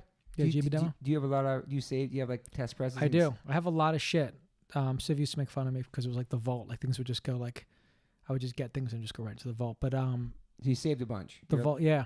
I need to get to the vault. The vault's at my mom's house. Hardcore historian kind of hoarder. Yes, I am. I like that. I remember Civ had the 7-inches out of his house, and it was like they were ripped, and he didn't even care. They were sitting out by the cats, and it's just records to him. It's something he was a part of, but other people. I sold some of my records when my daughter was born because I had a little bit of a flood in my basement. Some of them got fucked up, and then I was just like, you know what? Let me just purge some of these and get some money, and also give these records out to like whoever else out there. But also because I just have so much other shit that I'm like okay with. I have like original set lists or original this or that I'm You have Chung King. I sold my fucking Chung King, unfortunately. Damn. I know. And that was like the biggest, highest selling one a couple years ago. I heard. Yeah. I think that. Wow. Yeah, I heard recently. I think it was Alex Brown maybe sold his test pressing. Holy shit! For like G's. $8,000 or something. Yeah. Yeah. Fucking crazy. So you sold yours a long time ago? I had like 4 or 5, I think, that I sold throughout the years. Yeah. And the first one probably for not that much, and then the last one I sold a lot. Those are gems. Yeah. I remember I sold mine, and then I sold my friend my friend wanted me to sell his for him. So I was like, all right, sure, I'll sell it. And this kid was like, cool, I'll meet you like on the street. And I was like, all right, I'm gonna fucking like get jumped or something. Yeah. So I met this kid at a restaurant, and my friend came with me, and he was super cool. He was actually this kid Ryan who worked at, or maybe owned Fat Beats. Okay. Oh, that's you might know that dude. Yeah, that's awesome. And I was like, what are you gonna do with this, man? Like, you're not a hardcore kid. He's like, no, I'm just gonna sit on it for a little bit. He was like he's a real record, trader. He was up on what's happening on the internet too, like that highest selling record. Yeah, that's awesome, man. Yeah, it was scary. It was the first time I ever used eBay was when I sold these records, and all of a sudden the shit started going through the roof, and I was like, I had no idea how to do it. Like, what do you do Yeah. when someone wants it? Like, how do you get in touch with them? Like, do you give them Mhm. your number? Like, do you talk to them? What do you do? Do you ship it? Yeah. Like, do you insure it? Like, what if it gets fucked up? Yeah. It was stressful. Just everything we did back then with no internet and no phones and you booking shows, all that's incredible. Just like word of mouth, and there was this community spread out across the country. Yep. And now everything's just like you pick up your phone, get a discography of any band you want, book a show. It's so much easier, man. It's amazing. Yeah, it's cool. I mean, you see what like Steve Reddy turned Equal Vision into with Dude. with Merch Now and Fucking empire, man. all the stuff Yeah. that just started. It's that full mentality. Back from Glassjaw's got a similar thing going on, and Oh yeah, and yeah. even yeah. Revelation like is still around. Yeah. That's wild. Discord's still there. Epitaph's still there. Mm-hmm. It's pretty amazing. They stood the test of time. For Mother's Market still there. their, yeah, I love Mothers, man. Don't sleep on Mothers. Mothers, you put that on the map. I was like, what the fuck? I remember seeing it. I was like 21. We saw the video. Well, I was at that show, but like, what is Mothers? What's that shirt he's wearing? Right. It's pretty cool, man. That was a good one. You guys were rocking long sleeves back then. Nobody was doing that. You guys were ahead of the curve on a lot of fashion shit that hip hop took later on. Not necessarily saying they stole it from Youth of Today or the Youth Crew days, but it was cool later on when Supreme did the Youth Crew sweatshirt. Mm-hmm. That was pretty crazy. Mm-hmm. Without the X. Yep. Just all that shit coming full circle. Because Supreme was just like a small skate shop on fucking Lafayette. It was nothing like it was. It's insane. My son's obsessed with that shit. Yep. I'm like, really? That was a skate shop. I know. But before streetwear and all that stuff, like I feel like a lot of the merchandise you guys are making, Hardcore was making, was streetwear. I was into in my 32 Tribes reggae days 555 Soul. Yeah. 555 Camilla Soul, yeah. made us some crazy outfits. We wore those. Yeah, Stussy. I looked like a jester, like a court, like a little fucking. You always rock cool shit though, hip shit though back then. I had my moments. Like you had your blowout. Yeah. That was fucking Yep. sick. But the Supreme shit back then was just like whatever. It wasn't like I had my blowout and I was dating this girl. I was actually in California. And it's funny, I ran into, and she, for some reason, I don't know, I let her or whatever. This was pre Justin Timberlake doing this, but she did cornrows in my hair. you did. Yes, for one day. Shit, I'd love But to and see I go, that. I'm out in California, and I leave the house and I run into Dante Ross. Oh my And I'm just god, like, dude. oh my god, dude, he caught me out there with You had no hair, cornrows just- and just straight nothing, just cornrows. rocking cornrows on fucking Melrose. That's amazing. Busted. Holy shit, you feel so weird. It, Did he say anything about it? I would love to see that. yeah, totally. I Dude, saw him the other day. I told him that. I'm guilty of all the hip hop shit. We used to meet Freddie, all of us, to go get gold fronts from Gold Cap Charlie yeah. on Canal Street. Dude, Charlie Garriga's the best, man. When like he was in Cleveland, like he used to rock like a X-Clan fucking chain and like a Sick. Dr. Seuss hat. Like Caught up in the De La Soul fashion, all that shit. totally. Just to get caught up in all that, man. Look, Dude, Tribe was the best. Yeah, you want it to be down. You want it to. I always thought that Tribe and De La Soul was like the 7 seconds of hip hop, like whatever. You guys just Native like a tongue. positive message. You know what I mean? Yeah. Like it was a different than regular hip hop, but that's a whole different fucking episode. That is. But would you consider yourself an optimistic or pessimistic person? By the conversation, I can tell you pretty optimistic. Yeah, classic. My mom gets pissed at me because I'm always just like, but it could all work out. Yeah. If this is, it's like, I'm Yeah. definitely glass half full because it's just like I can't sit around. I may, maybe there are moments where I probably should do it more, but I just have a hard time with just like accepting the fact that it sucks, or Yeah. that it's Especially fucked right or now. whatever. It's crazy It's world gonna, now. it's like let's figure it out. Let's rise above it, and whatever. And I figure feel it like out. you probably got that from being a hardcore kid too, and the Probably. people you're around. Yeah. You know? Yeah, because all that shit was like, fuck, we have a flat tire. How are we gonna fix it? The back Mhm. axle of the van broke. How are we gonna get out of here? Let's get promoter didn't pay us. What are we gonna do? Yeah. You gotta figure it out. Do you have any daily rituals? Coffee. Yeah. Coffee's a That good one. seems to be the theme on this podcast. It's Everybody's coffee? Yeah. Yeah, it's just damn I good. never fucked with coffee. I have it like once a year and it makes me crazy, but I Yeah. have it. Coffee's good. You meditate or anything? Or no? I don't. I need more of that shit. I'm Me gonna. too. I don't do that I'm either. coming big time in 2020 or whatever. This summer or something. Yeah. I really need to. I thought when I moved to LA. Summer 19. I honestly thought when I moved to LA, I was like, I'm gonna get. It's such a healthy I'm place. gonna man. get in so much shape. This and that. And I know. really am like, wake up, get my car, not like You drive a lot. just I miss drive. walking. And I'm not like I miss walking. So I was just in New York the other day and I walked my I ass saw off. that. And, So yeah. yeah, and like that's fucking real. Do you miss New York? I do. I mean, I'm like a fucking psychopath though. Like I'll like every block I'll have a different thought. Like I'll walk down one street, I'm like, I'm definitely moving back to New York. I fucking love New York. I'm all about New York. And then another block, I'm like, fuck this, dude. Word. It's fucking dirty. It's cold, I freezing. know. And it's not Fuck. the same energy there. Yeah. It's different, man. Yeah, yeah. All of our shit's gone. Yeah. But I grew up in Greenwich Village, so like I have these romantic memories and Yeah. ideas of wanting to raise my daughter there. Yeah. But it's just a different city for sure. It's cool to have a crib that you rent. That's smart to be subletting out there. That's smart. That's what Yeah. you do, right? Yeah, That that's was, really smart. Buying that was like, What year did you buy that? I think it was like 15 years ago. Damn, dude. I know. It's crazy Really with that. smart move, man. It was a crazy, you know what it was? Was it? I think it was the same year. It couldn't have been the same year, but I don't know. Yeah, it was. That's a really smart move, man. I think it was when Civ we had a song in a Honda commercial or Nissan commercial or something like that. Dude. Got a little money from that and Holy shit. borrowed some money and just made it happen. And like it was scary as hell. But the thing about that is, as time goes on, it's like looking back now, I'm like, fuck, glad I did it. Dude, that's crazy. A Honda commercial. Maybe we guys had a song on there. Yeah, or Nissan. I think it was Nissan. Yeah. That's crazy you did that. That's really smart, man. That's besides obviously being married and having kids, that's a really big accomplishment in your life that you did that with music. What was cool about the licensing stuff was that with long story short, but with the first record, Set Your Goals, did well. Second record, 13-Day Getaway, didn't do so well. We got off the label. Our manager was tight with the president of our label. Scott McGee. Golf buddy type shit. Yeah. We got both of our masters back, so we own both of our masters. Dude. The publishing off the second record, we own. So I think at the time, if you were a brand and you needed a punk song and you couldn't afford The Offspring, you couldn't afford Green Day, couldn't afford Blink-182, you call Charlie Garriga was the main contact for Civ. No way. And he would just get calls and we would license to Sharpie pens. We have a song in Scooby-Doo Part 3. We have a song in Road Rash Video Game Part 2. Dude. We have a song. There's a movie called 3 to Tango, maybe. We have a song in that. Yeah. So we just kept licensing shit. Holy shit. So that second record we did, better off that second record than I think that first record from that a business standpoint. Holy shit. Yeah. I didn't even know that you guys even did that after that.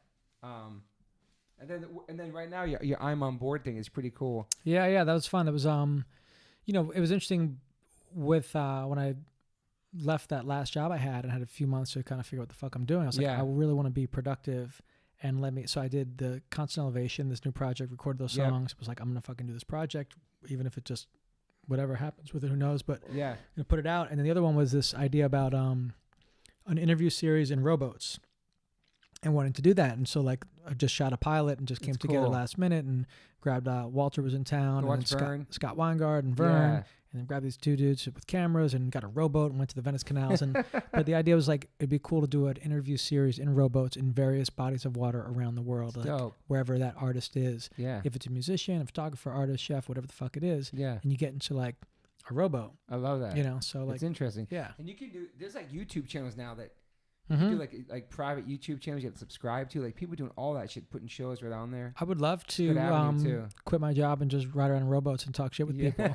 So if anybody out there wants to make it happen. But there's so many avenues for something like that, I think. I think it's cool too. You could create a podcast, you can do something with the visuals and like you can just I don't know. I like those ideas. Like you're seeing them more and more now. But like NPR has Tiny Desk, and then Pitchfork has the Over and Under. Yeah. But I think I love that idea of just like a cool series, a cool conversations, and just like yeah.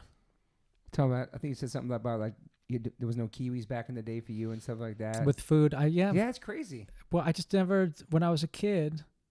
Yeah, I didn't really have kiwis. I don't. Dude, do you remember fucking quinoa or kale? No. When we were kids, like being vegetarians, it's interesting. They just kind of throw new food out there. It comes out. We were keeping this shit the whole time. Star fruit. Yeah. I remember having sushi for the first time. This place on 8th Street. Wow. Going there with my family. I was like 8. I've never had sushi ever. It's crazy. Never had it. You never had it? No, man. Was it like vegetarian or cucumber rolls? It's great. Yeah. Go get one right now. With the avocado in it and shit. You mean like raw fish? So you never? I never had that. No. Yeah. Yeah, dude. All the different fruits and shit that weren't around back then is pretty nuts, man. It's crazy. Kale is the biggest thing. Yeah. Kale chips. How's your eating? You're a pretty healthy eater? I think so. I think I am. I think I'm too heavy on the carbs, man. Me too. I'm a fucking carb addict. I get caught up in that shit, so I gotta chill. Like I don't feel complete unless I have a shitload of pasta. Or Oh, you're Italian, right? No. You're not? I always thought you were Italian. What are you? I'm Chinese. I didn't even ask you that. What are you? I am. My dad's Romanian, Russian. I didn't even ask you. And my mother's German, Dutch, Irish, Welsh. Holy shit. Yep. Well, I always thought you were Italian. That's interesting. Craziness.